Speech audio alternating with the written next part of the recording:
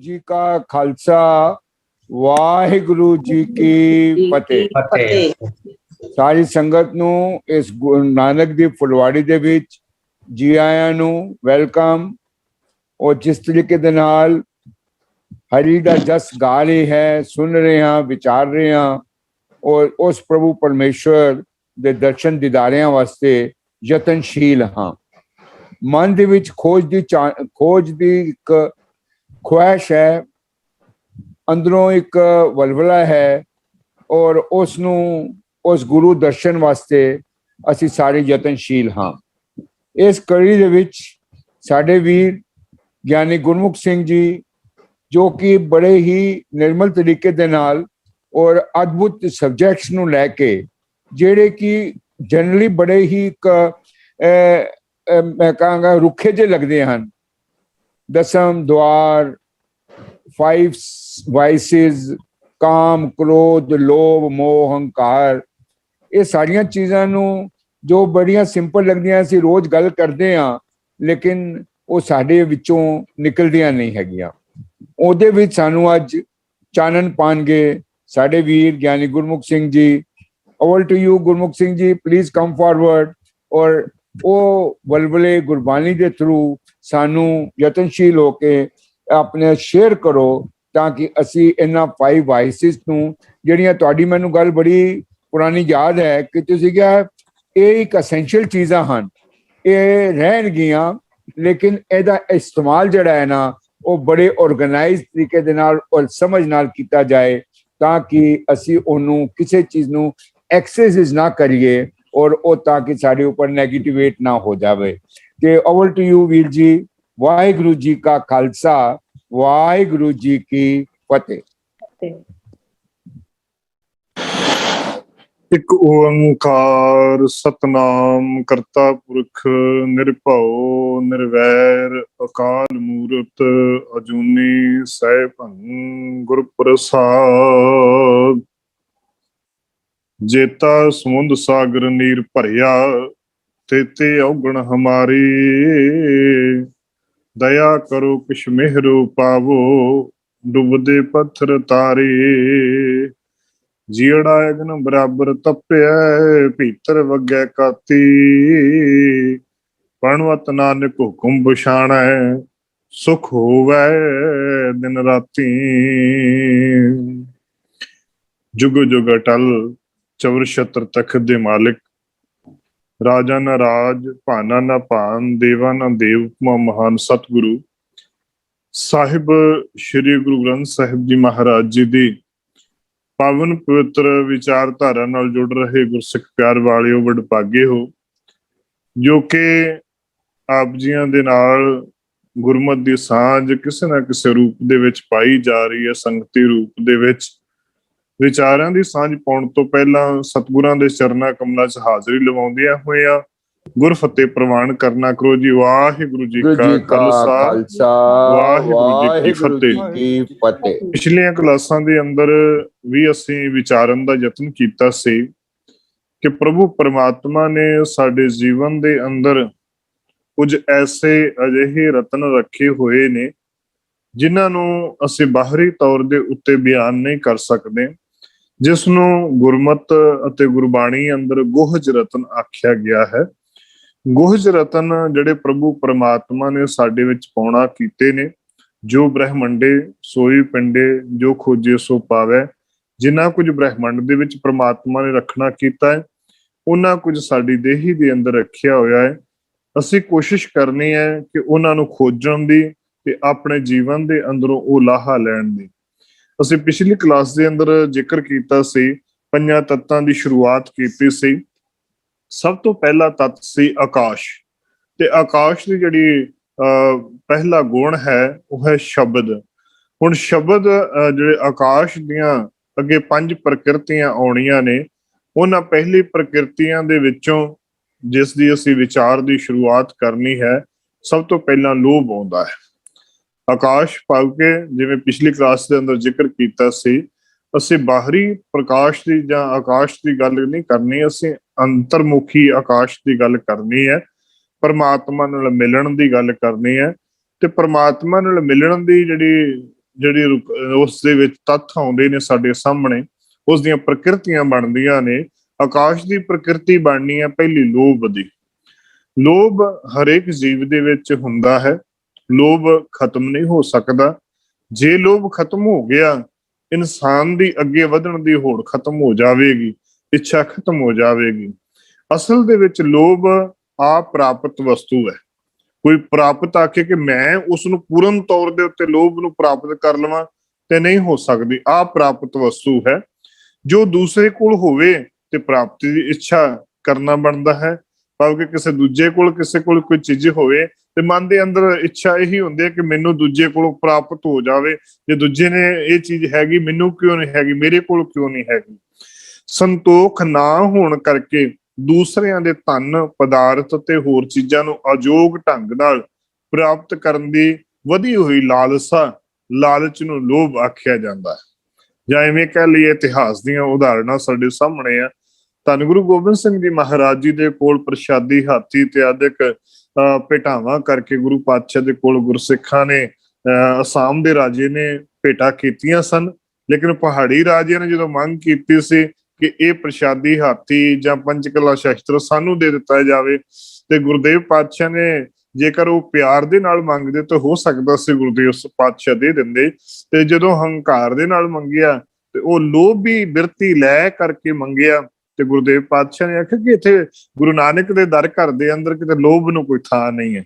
ਉੱਥੇ ਵਿਕਾਰਾਂ ਦੀ ਜਦੋਂ ਗੱਲ ਆਉਂਦੀ ਹੈ, ਇੱਥੇ ਤੇ ਨਿਮਾਣਤਾ ਦੀ ਗੱਲ ਆਉਂਦੀ ਹੈ। ਹੰਕਾਰਤਾ ਦੇ ਵੱਲ ਆਵਾਂਗੇ ਤੇ ਕੁਝ ਵੀ ਪ੍ਰਾਪਤ ਨਹੀਂ ਹੋਣਾ। ਤੇ ਗੁਰਦੇਵ ਪਾਤਸ਼ਾਹ ਨੇ ਇਹ ਗੱਲਾਂ ਸਮਝਾਉਣੀਆਂ ਕੀਤੀਆਂ। ਲਾਲਚ ਦੇ ਯਾਨੀ ਕਿ ਵਧੀ ਹੋਈ ਲਾਲਸਾ ਲੋਭ ਅਖਵਾਉਂਦੀ ਹੈ।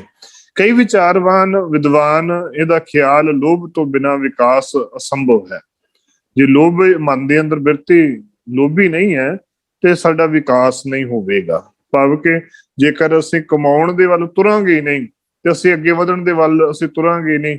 ਸਾਡੇ ਮਨ ਦੀ ਇੱਛਾ ਜੇਕਰ ਅਸੀਂ ਚੌਂਕੜਾ ਮਾਰ ਕੇ ਕਿਤੇ ਬਹਿ ਜਾਾਂਗੇ, ਅੱਗੇ ਵਿਕਾਸ ਦੇ ਵੱਲ ਤੁਰਾਂਗੇ ਨਹੀਂ ਤੇ ਫਿਰ ਅੱਗੇ ਬੰਨੇ ਤੁਰਨਾ ਵੀ ਨਹੀਂ ਤੁਰਿਆ ਜਾਵੇਗਾ। ਜਾਂ ਐਵੇਂ ਕਹਿ ਲਈਏ ਕਿ ਜੇਕਰ ਅਸੀਂ ਬਾਣੀ ਪੜ੍ਹਨੀ ਸ਼ੁਰੂ ਨਾ ਕਰੀਏ, ਸਾਨੂੰ ਲਾਲਸਾ ਹੈ ਨਾ ਕਿ ਅਸੀਂ ਪ੍ਰਮਾਤਮਾ ਨੂੰ ਮਿਲਣਾ ਹੈ, ਲਾਲਸਾ ਹੋਏਗੀ ਕਿ ਸਾਨੂੰ ਗਿਆਨ ਦੀ ਪ੍ਰਾਪਤੀ ਕਰਨੀ ਹੈ, ਤੇ ਫਿਰ ਅਸੀਂ ਤਾਂ ਹੀ ਬਾਣੀ ਪੜ੍ਹ ਸਕਦੇ ਹਾਂ ਨਾ, ਤਾਂ ਹੀ ਅਸੀਂ ਅੱਗੇ ਵਧਣ ਵਾਸਤੇ ਕੋਸ਼ਿਸ਼ ਕਰਾਂਗੇ ਨਾ।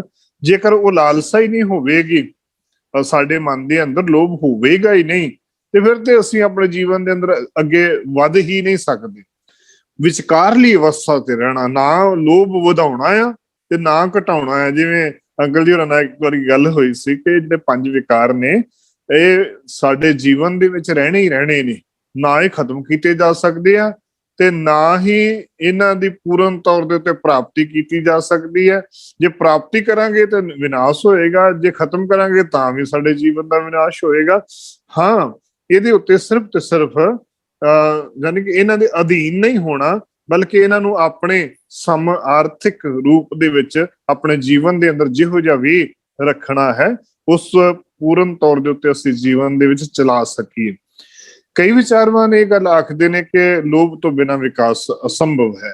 ਇਸ ਦਾ ਹੋਣਾ ਵੀ ਅਤੀ ਜ਼ਰੂਰੀ ਹੈ, ਪਰੰਤੂ ਵਿਕਾਸ ਵੱਲ ਤਾਂ ਸਾਰਾ ਬ੍ਰਹਿਮੰਡ ਚੱਲ ਰਿਹਾ ਹੈ।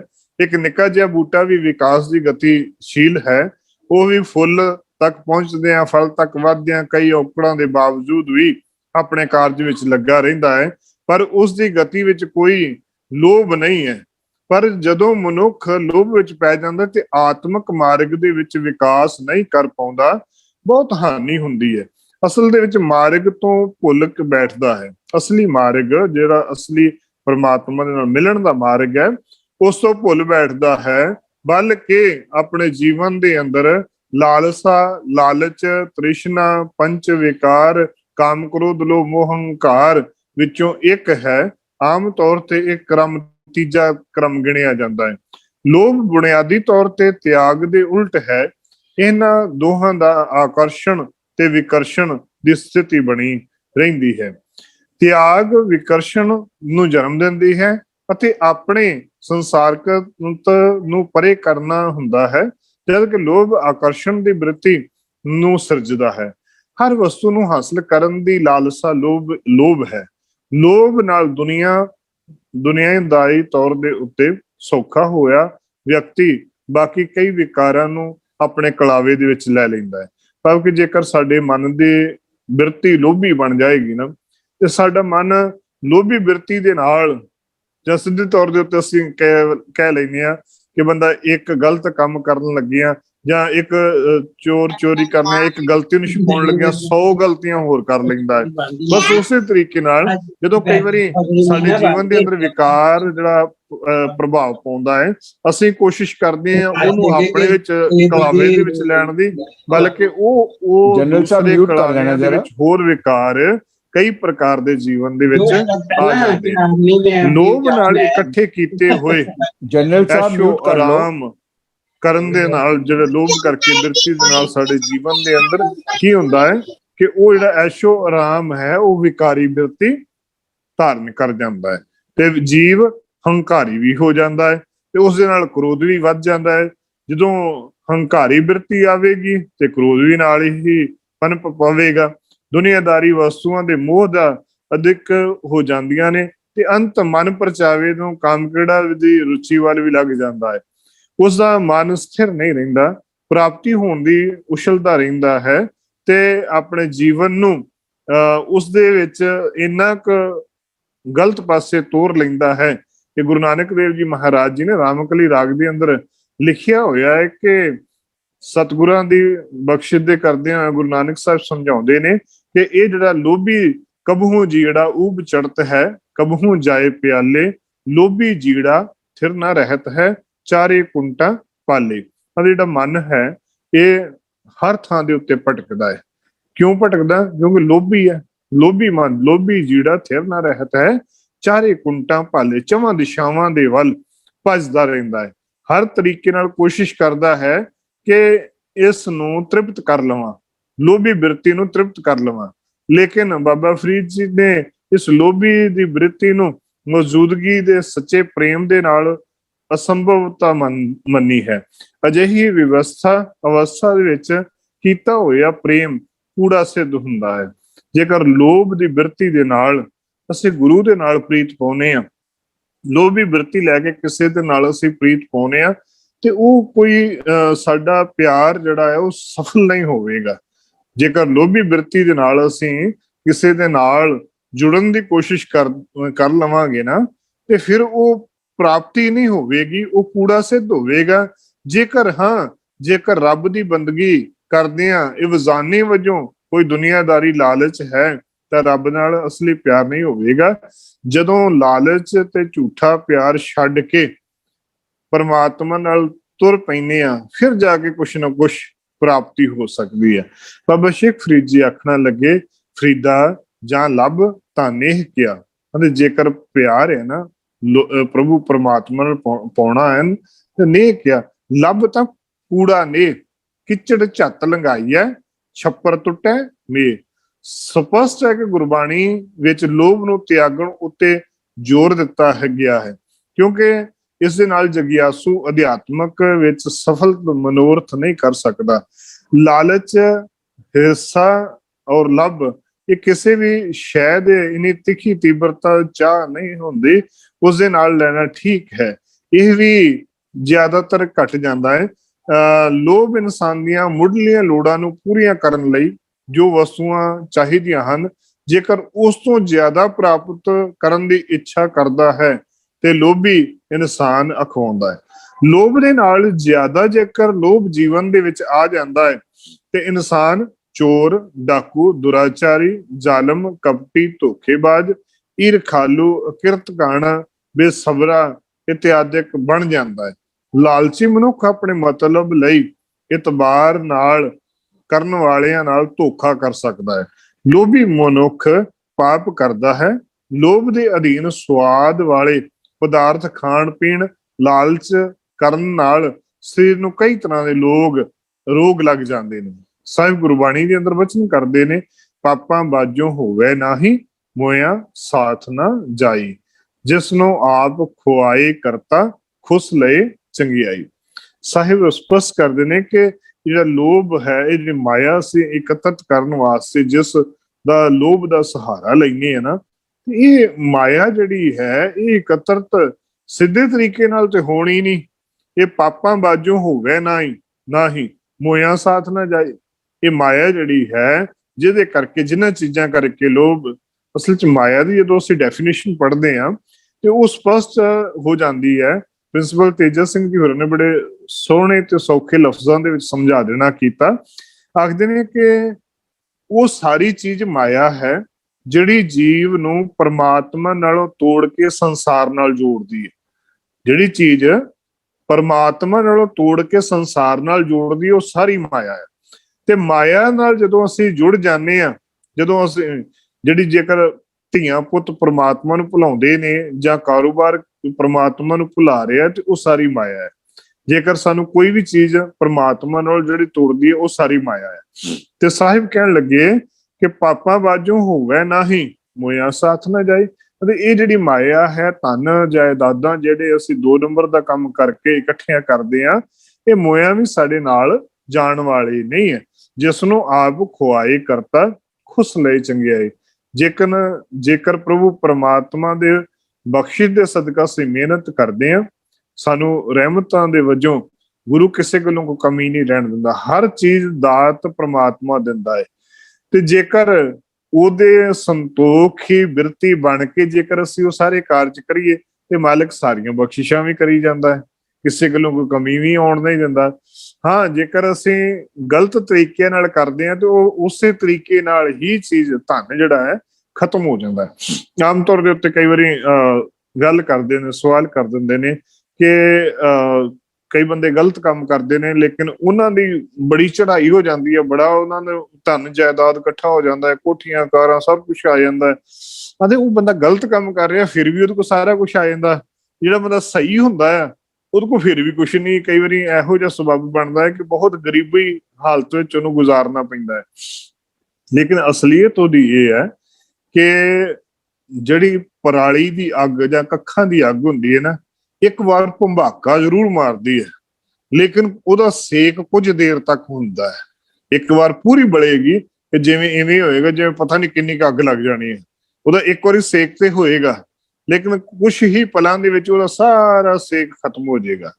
ਲੇਕਿਨ ਉਸੇ ਤਰੀਕੇ ਦੇ ਨਾਲ ਜਿਹੜੀ ਲੱਕੜ ਦੀ ਅੱਗ ਹੈ ਜਾਂ ਕੋਲਿਆਂ ਦੀ ਅੱਗ ਹੈ, ਉਹ ਬਲਣ ਲੱਗਿਆ ਵੀ ਸਮਾਂ ਲੱਗੇਗਾ, ਠੰਡੀ ਹੋਣ ਲੱਗਿਆ ਵੀ ਸਮਾਂ ਲੱਗਿਆ, ਉਹ ਲੰਬਾ ਸਮੇਂ ਤੱਕ ਉਹਦਾ ਸੇਕ ਵੀ ਰਹੇਗਾ।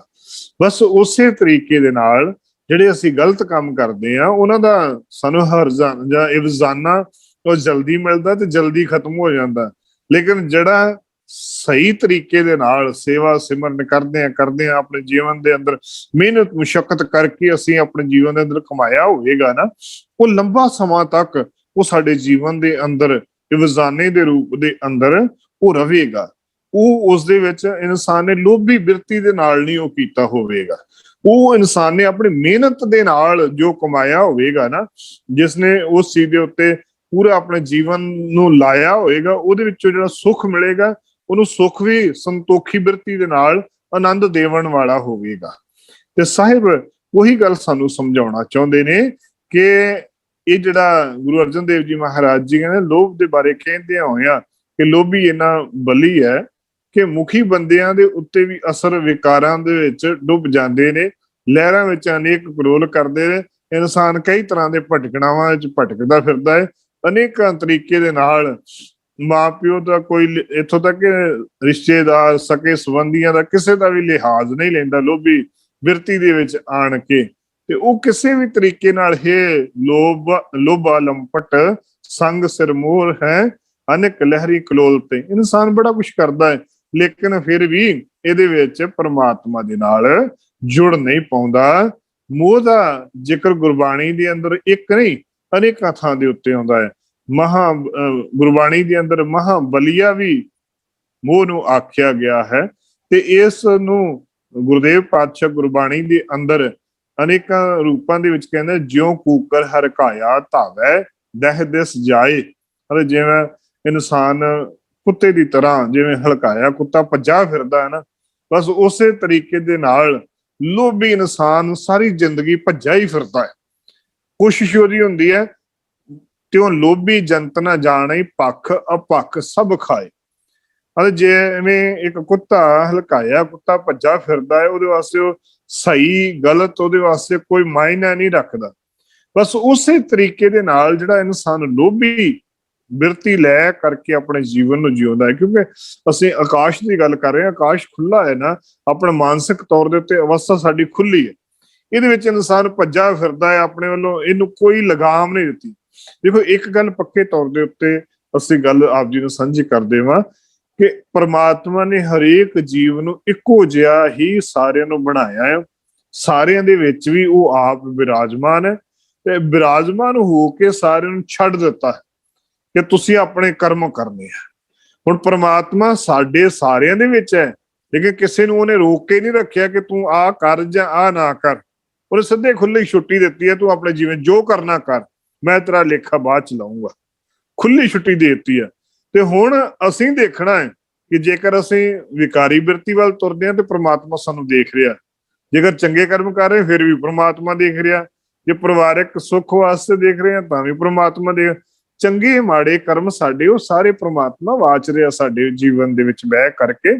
ਲੇਕਿਨ ਜੇਕਰ ਅਸੀਂ ਗਲਤ ਪਾਸੇ ਤੁਰਾਂਗੇ, ਉਸ ਬਿਰਤੀਆਂ ਨੂੰ ਲੈ ਕਰਕੇ ਗਲਤ ਪਾਸੇ ਤੁਰਾਂਗੇ ਤੇ ਸਾਡੇ ਜੀਵਨ ਦੇ ਵਿੱਚ ਉਹਦੇ ਪ੍ਰਭਾਵ ਹੋਰ ਪੈਣਗੇ। ਗੁਰੂ ਰਾਮਦਾਸ ਜੀ ਮਹਾਰਾਜ ਜੀ ਤਾਂ ਇਥੋਂ ਤੱਕ ਆਖਦੇ ਨੇ ਕਿ ਉਸੇ ਤਰੀਕੇ ਦੇ ਨਾਲ ਲੋਭ ਲਹਿਰ ਸਭ ਸੁਆਨ ਹਲਕ ਹੈ, ਹਲਕਾਇਓ ਸਭ ਬੇਗਾਰੈ। ਕਹਿੰਦੇ ਲੋਭ ਦੀ ਲਹਿਰ ਜਿਹੜੀ ਹੈ ਨਾ, ਇਹ ਕੁੱਤੇ ਦੇ ਵਾਂਗ ਸਾਨੂੰ ਹਲਕਾਇਆ ਹੋਇਆ ਹੈ। ਹਰ ਪਾਸੇ ਅਸੀਂ ਦੌੜੇ ਫਿਰਦੇ ਹਾਂ, ਆਪਣਾ ਪਰਾਇਆ ਨਾ ਪਛਾਣਾਈ, ਖਸਮੋ ਧੱਕੇ ਖਾਹੇ।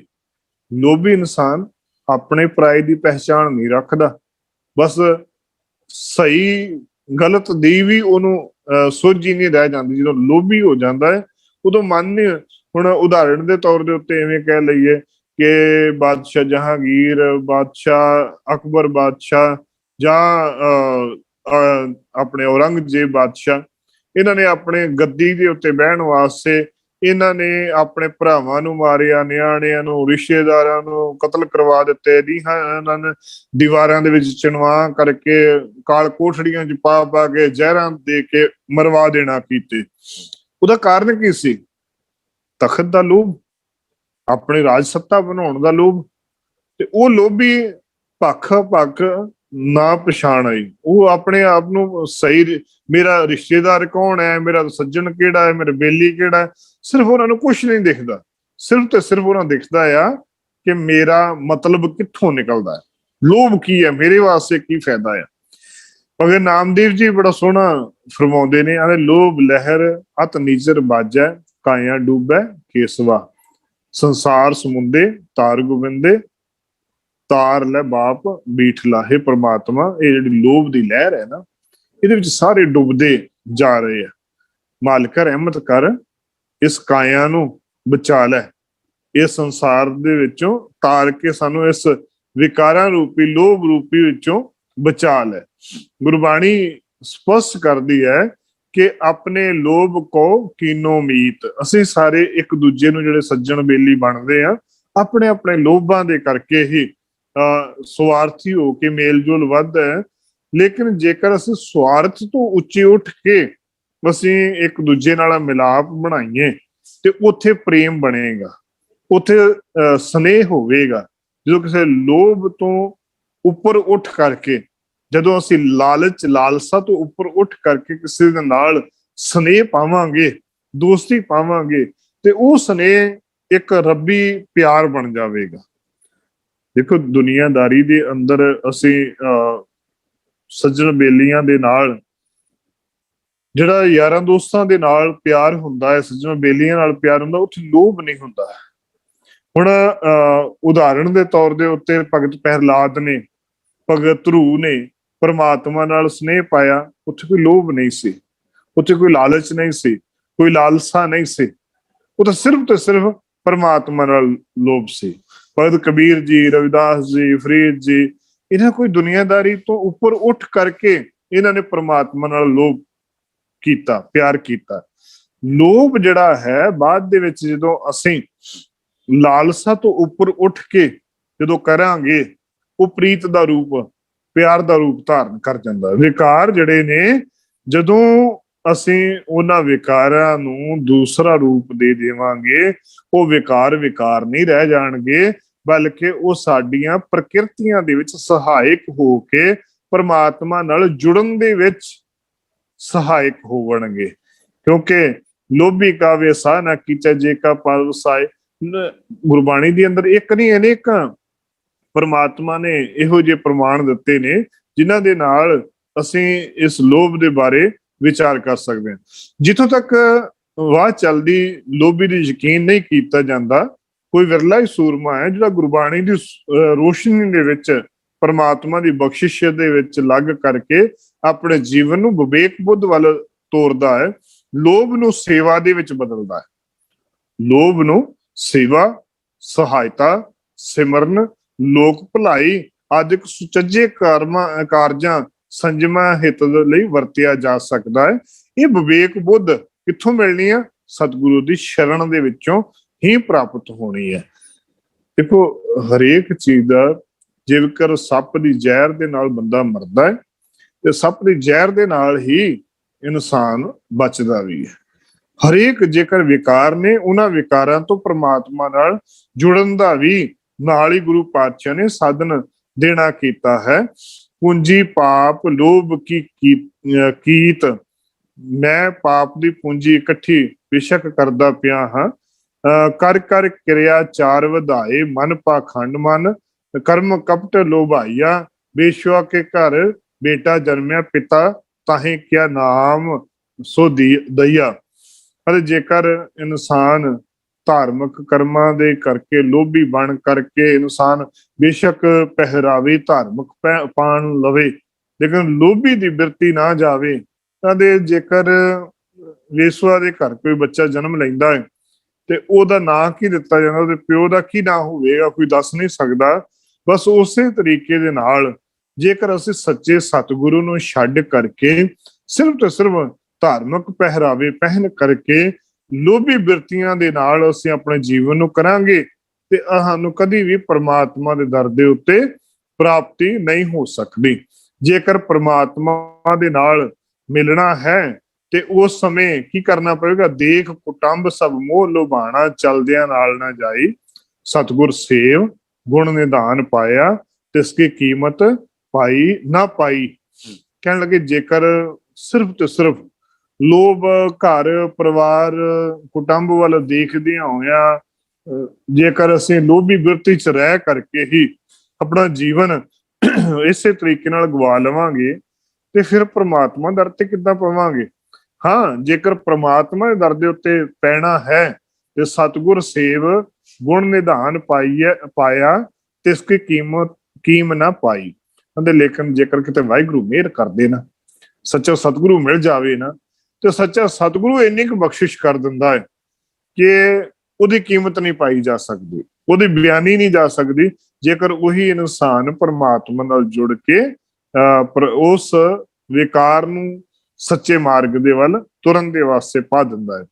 ਹਰ ਪ੍ਰਭ ਸਖਾ ਮੀਤ ਪ੍ਰਭ ਮੇਰਾ, ਅੰਤੇ ਹੋਏ ਸਖਾਈ। ਆਂਦੇ ਪ੍ਰਭੂ ਪਰਮਾਤਮਾ ਫਿਰ ਰਹਿਮਤ ਕਰਕੇ, ਉਹ ਬਖਸ਼ਿਸ਼ ਕਰਕੇ ਪਰਮਾਤਮਾ ਆਪਣੇ ਨਾਲ ਮਿੱਤਰ ਬਣ ਕੇ, ਸਖਾ ਬਣ ਕੇ ਆਪਣੇ ਨਾਲ ਜੋੜ ਲੈਂਦਾ ਹੈ। ਜੀਵ ਆਪਣੇ ਪਰਿਵਾਰ ਨੂੰ ਵੇਖ ਕੇ ਮੋਹ ਦੇ ਵਿੱਚ ਫਸ ਜਾਂਦਾ ਹੈ, ਪਰ ਪਰਿਵਾਰ ਦਾ ਕੋਈ ਸਾਥੀ ਜਗਤ ਦੇ ਅੰਦਰ ਤੁਰਨ ਵਿੱਚ ਜੀਵ ਦੇ ਨਾਲ ਨਹੀਂ ਜਾਂਦਾ, ਮਨੁੱਖ ਦੇ ਨਾਲ ਕੇਵਲ ਤੇ ਕੇਵਲ ਜਿਹੜਾ ਜੀਵ ਇਨਸਾਨ ਜਿਹੋ ਜਿਹੇ ਕਰਮ ਕਰੇਗਾ ਉਹੋ ਜਿਹਾ ਇਨਸਾਨ ਨੂੰ ਫਲ ਪ੍ਰਾਪਤ ਹੋਵੇਗਾ। ਦੇਖੋ, ਕੋਈ ਵੀ ਇਨਸਾਨ ਕਿਸੇ ਦੇ ਨਾਲ ਜਨਮਦਾ ਨਹੀਂ, ਨਾ ਹੀ ਕਿਸੇ ਦੇ ਨਾਲ ਮਰਦਾ ਹੈ। ਹਰੇਕ ਨੂੰ ਲੇਖਾ ਜੋਖਾ ਆਪੋ ਆਪਣਾ ਹੀ ਦੇਣਾ ਪੈਣਾ ਹੈ। ਜੇਕਰ ਅਸੀਂ ਆਪਣੇ ਚੰਗੇ ਕਰਮ ਕਰਾਂਗੇ ਸਾਨੂੰ ਚੰਗਾ ਫਲ ਪ੍ਰਾਪਤ ਹੋਵੇਗਾ, ਜੇਕਰ ਮਾੜੇ ਕਰਮ ਕਰਾਂਗੇ ਸਾਨੂੰ ਮਾੜਾ ਉਸਦਾ ਫਲ ਪ੍ਰਾਪਤ ਹੋਣਾ ਹੈ। ਜਿਸ ਮਨੁੱਖ ਨੂੰ ਗੁਰੂ ਦੱਸੀ ਸੇਵਾ ਦੇ ਨਾਲ ਨਾਮ ਸਿਮਰਨ ਭਜਨ ਬੰਦਗੀ ਕੀਤੀ ਹੋਵੇਗੀ ਉਹਨੂੰ ਉੱਥੋਂ ਹੀ ਲਾਹਾ ਪ੍ਰਾਪਤ ਹੋਣਾ ਹੈ। ਤੇ ਜਿਹੜੇ ਉਸ ਪ੍ਰਮਾਤਮਾ ਨੂੰ ਛੱਡ ਕੇ ਥਾਂ ਥਾਂ ਦੇ ਉੱਤੇ ਭਟਕਣਗੇ ਉਹਨਾਂ ਨੂੰ ਉਹਦੇ ਵਿੱਚੋਂ ਹੀ ਦੁਰਗਤੀ ਹੀ ਉਹਨਾਂ ਨੂੰ ਪ੍ਰਾਪਤ ਹੋਣੀ ਹੈ।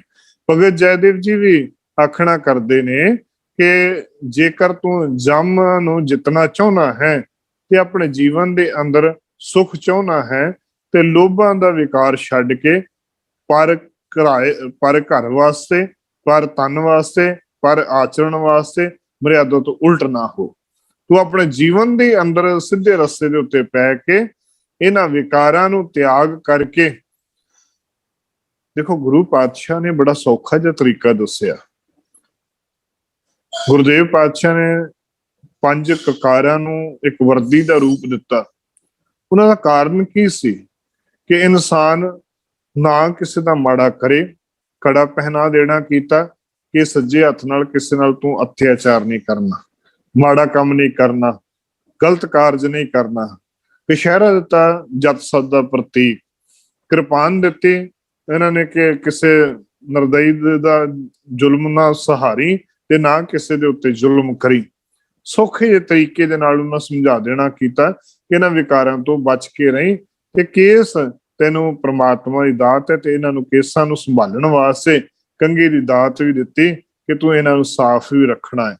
ਤੇ ਨਾਲ ਨਾਲ ਇਹਨਾਂ ਨੇ 4 ਕੁਰੈਤਾਂ ਵੀ ਦੱਸ ਦਿੱਤੀਆਂ ਕਿ 4 ਕੁਰੈਤਾਂ ਤੋਂ ਬਚੇਗਾ, ਹੋਰ ਤੈਨੂੰ ਜੀਵਨ ਦੇ ਵਿੱਚ ਆਰਾਮ ਦੇ ਨਾਲ ਤੂੰ ਸੁਖੀ ਜੀਵਨ ਬਤੀਤ ਕਰ, ਤੈਨੂੰ ਕਿਸੇ ਗੱਲੋਂ ਵੀ ਕੋਈ ਕਮੀ ਨਹੀਂ ਆਵੇਗੀ। ਆਮ ਤੌਰ ਦੇ ਉੱਤੇ ਕਈ ਵਾਰੀ ਅੰਮ੍ਰਿਤ ਛਕਾਉਣ ਵੇਲੇ ਜਾਂ ਛਕਣ ਵਾਲਿਆਂ ਨੂੰ ਬੜਾ ਡਰਾਇਆ ਜਾਂਦਾ ਹੈ ਕਿ ਅੰਮ੍ਰਿਤ ਤੋਂ ਪਤਾ ਨਹੀਂ ਬੜਾ ਔਖਾ ਆ, ਅੰਮ੍ਰਿਤ ਛਕਿਆ ਨਹੀਂ ਜਾਣਾ, ਖੰਡਿਓ ਸਿੱਖੀ ਬੜੀ ਬਰੀਕ ਆ, ਖੰਡਿਓ ਤਿੱਖੀ ਵਾਲੋ ਨਿੱਕੀ ਹੈ, ਇਹ ਤਾਂ ਮਰ ਜਾਣ। ਸਿਰਫ ਸੌਖੀਆਂ ਦੀਆਂ 4 ਕੁਰੈਤਾਂ ਦੱਸੀਆਂ ਵੀ ਇਹਨਾਂ 4 ਚੀਜ਼ਾਂ ਤੋਂ ਤੁਸੀਂ ਬਚ ਕੇ ਰਹਿਣਾ। ਤੰਬਾਕੂ ਨਹੀਂ ਵਰਤਣਾ, ਕੇਸ ਕਤਲ ਨਹੀਂ ਕਰਾਉਣੇ, ਫਿਰ ਤੁਸੀਂ ਪਰ ਇਸਤਰੀ ਜਾਂ ਪਰ ਪੁਰਸ਼ ਦਾ ਸੰਗ ਨਹੀਂ ਖਾਣਾ ਤੇ ਹਲਾਲ ਕੀਤਾ ਹੋਇਆ ਮਾਸ ਨਹੀਂ ਖਾਣਾ। ਸਿਰਫ 4 ਚੀਜ਼ਾਂ ਤੋਂ ਬਚਣਾ, ਬਾਕੀ ਤੁਸੀਂ ਆਰਾਮ ਨਾਲ ਜ਼ਿੰਦਗੀ ਜੀਓ। ਗੁਰੂ ਪਾਤਸ਼ਾਹ ਨੇ ਕਿਤੇ ਕੋਈ ਔਖਾ ਕਠਿਨ ਘਾਲਣਾ ਨਹੀਂ ਦੱਸੀ, ਕੋਈ ਹਿਮਾਲਿਆ ਤੇ ਚੜ੍ਹਨ ਦੇ ਬਾਰੇ ਨਹੀਂ ਦੱਸਿਆ, ਜਾਂ ਕੋਈ ਆਪਣੇ ਜੀਵਨ ਚੋਂ ਜ਼ਿੰਦਗੀ ਦੇ ਕਈ ਸਾਲ ਕਿਤੇ ਵਿਅਰਥ ਜਗ੍ਹਾ ਦੇ ਉੱਤੇ ਜਾ ਕੇ ਬਤੀਤ ਕਰਨੇ। ਤੁਸੀਂ ਸਿੰਪਲ ਘਰਾਂ ਦੇ ਆਪਣੇ ਘਰਾਂ 'ਚ ਰਹੋ, ਪਰਿਵਾਰਾਂ 'ਚ ਰਹੋ, ਪਰਿਵਾਰਾਂ 'ਚ ਰਹਿ ਕੇ ਆਪਣਾ ਜੀਵਨ ਬਤੀਤ ਕਰੋ। ਤੁਸੀਂ ਜੇਕਰ ਸਾਡੇ ਜੀਵਨ ਦੇ ਅੰਦਰ ਜੇਕਰ ਤੁਸੀਂ ਪ੍ਰਮਾਤਮਾ ਨਾਲ ਮਿਲਣਾ ਚਾਹੁੰਦੇ ਹੋ, ਜ਼ਰੂਰੀ ਨਹੀਂ ਕਿ ਤੁਸੀਂ ਬਾਹਰ ਜੰਗਲ ਬੀਆਬਾਨਾਂ ਤੁਰੇ ਫਿਰੋ ਤੇ ਫਿਰ ਜਾ ਕੇ ਪ੍ਰਮਾਤਮਾ ਲੋਭ ਨੂੰ, ਵਿਕਾਰਾਂ ਨੂੰ, ਕਾਮ ਕ੍ਰੋਧ ਲੋਭ ਮੋਹ ਹੰਕਾਰ ਈਰਖ ਨਿੰਦਿਆ ਚੁਗਲੀ ਦਵੈਸ਼ ਨੂੰ ਤੁਸੀਂ ਉੱਥੇ ਜਾ ਕੇ ਖਤਮ ਕਰ ਸਕਦੇ ਹੋ। ਦੇਖੋ ਕਿਤੇ ਬਾਹਰ ਜਾਣ ਦੇ ਨਾਲ ਵਿਕਾਰ ਨਹੀਂ ਖਤਮ ਹੋਣੇ। ਮੈਂ ਸ਼ੁਰੂਆਤ ਤੇ ਬੇਨਤੀ ਕੀਤੀ ਆ, ਵਿਕਾਰਾਂ ਨੂੰ ਖਤਮ ਨਹੀਂ ਕੀਤਾ ਜਾ ਸਕਦਾ। ਵਿਕਾਰਾਂ ਨੂੰ ਅਸੀਂ ਆਪਣਾ ਪੋਜ਼ਿਟਿਵ ਪੁਆਇੰਟ ਬਣਾਉਣਾ ਹੈ। ਜਿਹੜੇ ਵਿਕਾਰ ਨੇ, ਹੁਣ ਲੋਭ ਆ, ਇਹਨੂੰ ਅਸੀਂ ਆਪਣਾ ਜੀਵਨ ਦੇ ਅੰਦਰ ਪੋਜ਼ਿਟਿਵ ਪੁਆਇੰਟ ਬਣਾਉਣਾ, ਬਲਕਿ ਅਸੀਂ ਉਸ ਲਾਲਸਾ ਨਾਲ ਹੀ ਫਲਾਣੇ ਕੋ ਆ ਚੀਜ਼ਾਂ ਤੇ ਜਾਨੀ ਕਿ ਉਹਨੂੰ ਕਿੱਦਾਂ ਆ ਗਈ ਜਦ ਕੋਈ ਗਲਤ ਤਰੀਕੇ ਨਾਲ ਖੋ ਲਵਾਂ, ਬਲਕਿ ਆਪ ਇਹਨੇ ਸਟੇਬਲ ਹੋਣਾ, ਆਪ ਇਹਨੇ ਸਕਸੈਸ ਹੋਣਾ ਆ ਕਿ ਉਹ ਚੀਜ਼ ਅਸੀਂ ਵੀ ਲੈ ਸਕੀਏ। ਔਰ ਆਮ ਤੌਰ ਤੇ ਛੋਟੀ ਜਿਹੀ ਉਦਾਹਰਨ ਜਿੱਦਾਂ ਆਖ ਦਿੰਦੇ ਆ ਨਾ ਕਿ ਸੜਨਾ ਰੀਸ ਕਰ, ਵੀ ਸੜਨਾ ਨਹੀਂ ਆ ਕਿਸੇ ਚੀਜ਼ ਵੱਲ ਵੇਖ ਕੇ, ਬਲਕਿ ਮਿਹਨਤ ਕਰਨੀ ਆ, ਮਿਹਨਤ ਕਰਕੇ ਉਹ ਆਪ ਉਸ ਚੀਜ਼ ਦੇ ਸਨਮੁਖ ਹੋਣਾ। ਇਹ ਸਾਡੇ ਜੀਵਨ ਦੇ ਅੰਦਰ ਲੋਭ ਦੀ ਗੱਲ ਆਈ ਸੀ। ਹੁਣ ਦੂਸਰਾ ਪੁਆਇੰਟ ਹੈ ਮੋਹ ਦੀ ਗੱਲ ਆਉਂਦੀ ਹੈ। ਮੋਹ ਦੇ ਵਿੱਚ ਕੀ ਹੈ? ਕਿਸੇ ਨਾਲ ਹੱਦ ਤੋਂ ਵੱਧ ਮਨ ਦੀ ਪਕੜ ਜਾਂ ਲਗਾਓ ਹੋਣਾ। ਆਪਣੇ ਫਰਜ਼ ਦੇ ਪਾਲਣ ਲਈ ਕਿਸੇ ਨਾਲ ਸਨੇਹ ਕਰਨਾ ਜਾਂ ਪ੍ਰੇਮ ਕਰਨਾ ਮੋਹ ਨਹੀਂ ਹੈ। ਆਪਣੇ ਫਰਜ਼ ਦੀ ਪਾਲਣਾ ਲਈ ਕਿਸੇ ਨਾਲ ਸਨੇਹ ਕਰਨਾ ਜਾਂ ਪ੍ਰੇਮ ਕਰਨਾ ਮੋਹ ਨਹੀਂ। ਆਪਣੇ ਧੀਆਂ ਪੁੱਤਾਂ ਨਾਲ, ਆਪਣੀ ਪਤਨੀ ਨਾਲ, ਆਪਣੇ ਮਾਂ-ਪਿਓ ਨਾਲ, ਉਹ ਮੋਹ ਦੇ ਰੂਪ ਚ ਨਹੀਂ ਹੈ, ਵਿਕਾਰਾਂ ਦੇ ਰੂਪ ਚ ਨਹੀਂ ਹੈ। ਧੀਆਂ ਪੁੱਤਾਂ ਨਾਲ ਸਾਰੇ ਮੋਹ ਕਰਦੇ ਆ, ਦੁਨੀਆਦਾਰੀ ਮੋਹ ਕਰਦੀ ਹੈ, ਉਹ ਵਿਕਾਰ ਨਹੀਂ ਬਣਾਉਂਦੇ। ਅਸਲ ਦੇ ਵਿੱਚ ਅਗਿਆਨਤਾ ਕਰਕੇ ਜਗਤ ਦੇ ਪਦਾਰਥਾਂ ਦੇ ਵਿੱਚ ਮਨ ਨੂੰ ਖਚਿਤ ਕਰਨਾ, ਮਗਨ ਹੋ ਜਾਣਾ ਮੋਹ ਅਖਵਾਉਂਦੇ ਹਨ। ਇਸ ਨੂੰ ਸਨੇਹ, ਮੁਹੱਬਤ, ਲਗਨ ਵੀ ਆਖਿਆ ਜਾਂਦਾ ਹੈ। ਜਿਨ੍ਹਾਂ ਮਨੁੱਖਾਂ ਨੇ ਮਨ ਦੇ ਹੱਠ ਨਾਲ ਰੱਬ ਨੂੰ ਲੱਭਣ ਦੀ ਬੜੀ ਕੋਸ਼ਿਸ਼ ਕੀਤੀ, ਕਈ ਮਨੁੱਖ ਹੱਠ ਕਰਨ ਨਾਲ ਕਰਮ ਕਰਕੇ ਅਖੀਰ ਥੱਕ ਗਏ। ਮਨ ਹੱਠ ਅਸਲ ਚ ਕੀ ਹੁੰਦਾ ਹੈ ਕਿ ਮਨ ਦੇ ਅੰਦਰ ਹੱਠ ਕਰ ਲੈਣਾ ਕਿ ਮੈਂ ਆਹ ਚੀਜ਼ ਪ੍ਰਾਪਤ ਕਰਨੀ ਹੈ। ਜੋ ਜੋਗੀ ਲੋਕ ਕਰਦੇ ਸਨ ਕਿ ਸਮਾਧੀ ਲਾ ਕੇ ਮੈਨੂੰ ਸ਼ਿਵ ਜੀ ਮਹਾਰਾਜ ਦਰਸ਼ਨ ਦੇਣਗੇ ਤਾਂ ਮੈਂ ਸਮਾਧੀ ਤੋੜੂੰਗਾ। ਇੱਕ ਲੱਤ ਤੇ ਖੜੇ ਹੋ ਜਾਣਾ, ਮੈਂ ਉਨੀ ਦੇਰ ਤੱਕ ਇੱਕੋ ਲੱਤ ਤੇ ਖੜੇ ਰਹਿਣਾ ਜਿੰਨੀ ਦੇਰ ਤੱਕ ਮੈਨੂੰ ਆਹ ਚੀਜ਼ ਦੀ ਪ੍ਰਾਪਤੀ ਨਾ ਹੋਏ। ਜਿਵੇਂ ਮਹਾਤਮਾ ਬੁੱਧ ਜੀ ਦੇ ਜੀਵਨ ਦੇ ਅੰਦਰ ਜਦੋਂ ਅਸੀਂ ਇਤਿਹਾਸ ਪੜ੍ਹਦੇ ਹਾਂ ਨਾ, ਤੇ ਜ਼ਿਕਰ ਆਉਂਦੇ ਉਹਨਾਂ ਨੇ ਇਹ ਇੱਕ ਸਮਾਂ ਆਇਆ ਭਗਤੀ ਕਰਦਿਆਂ ਇੱਕ ਚੌਲ ਦਾ ਦਾਣਾ ਡੇਲੀ ਖਾਇਆ ਕਰਦੇ ਸੀ। ਕਹਿੰਦੇ ਵੀ ਮੈਂ ਪ੍ਰਮਾਤਮਾ ਦਾ ਨਾਂ ਜਪ ਕੇ ਜਿੰਨੀ ਦੇਰ ਤੱਕ ਮੈਨੂੰ ਗਿਆਨ ਨਹੀਂ ਹੁੰਦਾ, ਬੋਧ ਨਹੀਂ ਹੁੰਦਾ, ਉਨੀ ਦੇਰ ਤੱਕ ਮੈਂ ਇੱਥੋਂ ਨਹੀਂ ਉੱਠਣਾ ਹੈ। ਆਖਿਰਕਾਰ ਕਈ ਸਾਲ ਤਪ ਕਰਨ ਤੋਂ ਬਾਅਦ ਜਦੋਂ ਨਦੀ ਦੇ ਵਿੱਚੋਂ ਇਸ਼ਨਾਨ ਕਰਨ ਲੱਗੇ ਬੋਧ ਗਇਆ ਦੀ ਧਰਤੀ ਦੇ ਉੱਤੇ, ਤੇ ਸਰੀਰ ਇੰਨਾ ਕੁ ਨਿਢਾਲ ਹੋ ਗਿਆ ਸੀ, ਕਮਜ਼ੋਰ ਹੋ ਗਿਆ ਸੀ ਕਿ ਸਰੀਰ ਪਾਣੀ 'ਚ ਵਹਿਣ ਲੱਗ ਪਿਆ।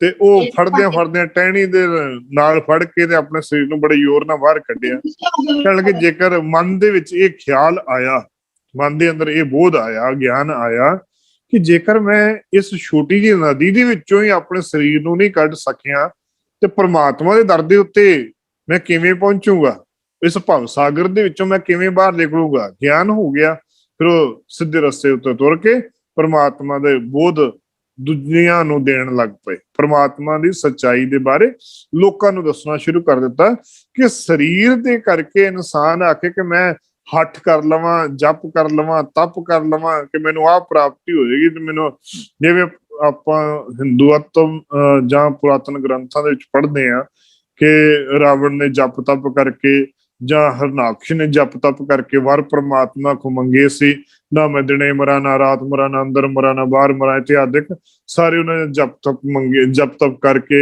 ਇੱਕ ਚੀਜ਼ਾਂ ਦੀ ਪ੍ਰਾਪਤੀ, ਰਿੱਧੀਆਂ ਸਿੱਧੀਆਂ ਦੀ ਪ੍ਰਾਪਤੀ ਕੀਤੀ ਸੀ।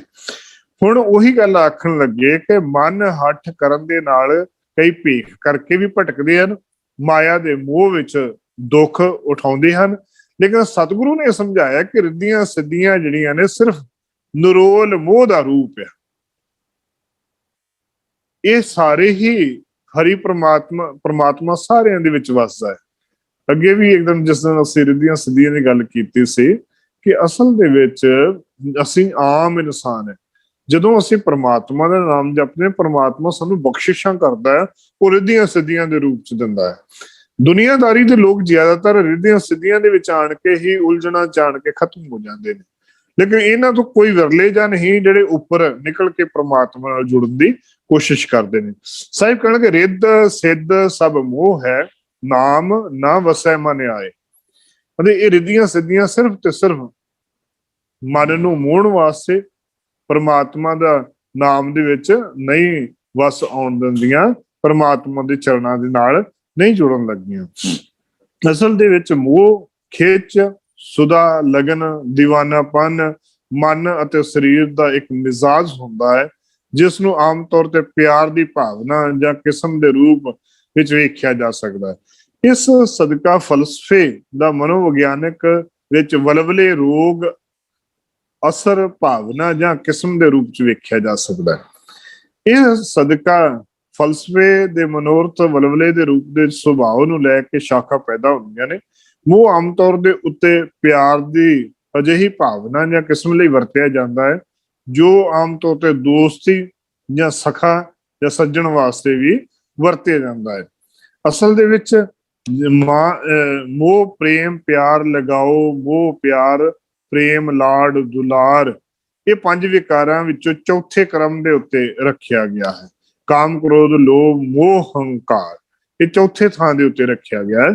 ਇਸ ਤੋਂ ਭਾਵ ਹੈ ਕਿ ਕਿਸੇ ਵਸਤੂ ਜਾਂ ਵਿਅਕਤੀ ਪ੍ਰਤੀ ਖਿੱਚ, ਚਾਹਤ ਜਾਂ ਮਮਤਾ ਮਾਇਆ ਦੇ ਪਰਿਵਾਰ ਦਾ ਅੰਗ ਹੈ।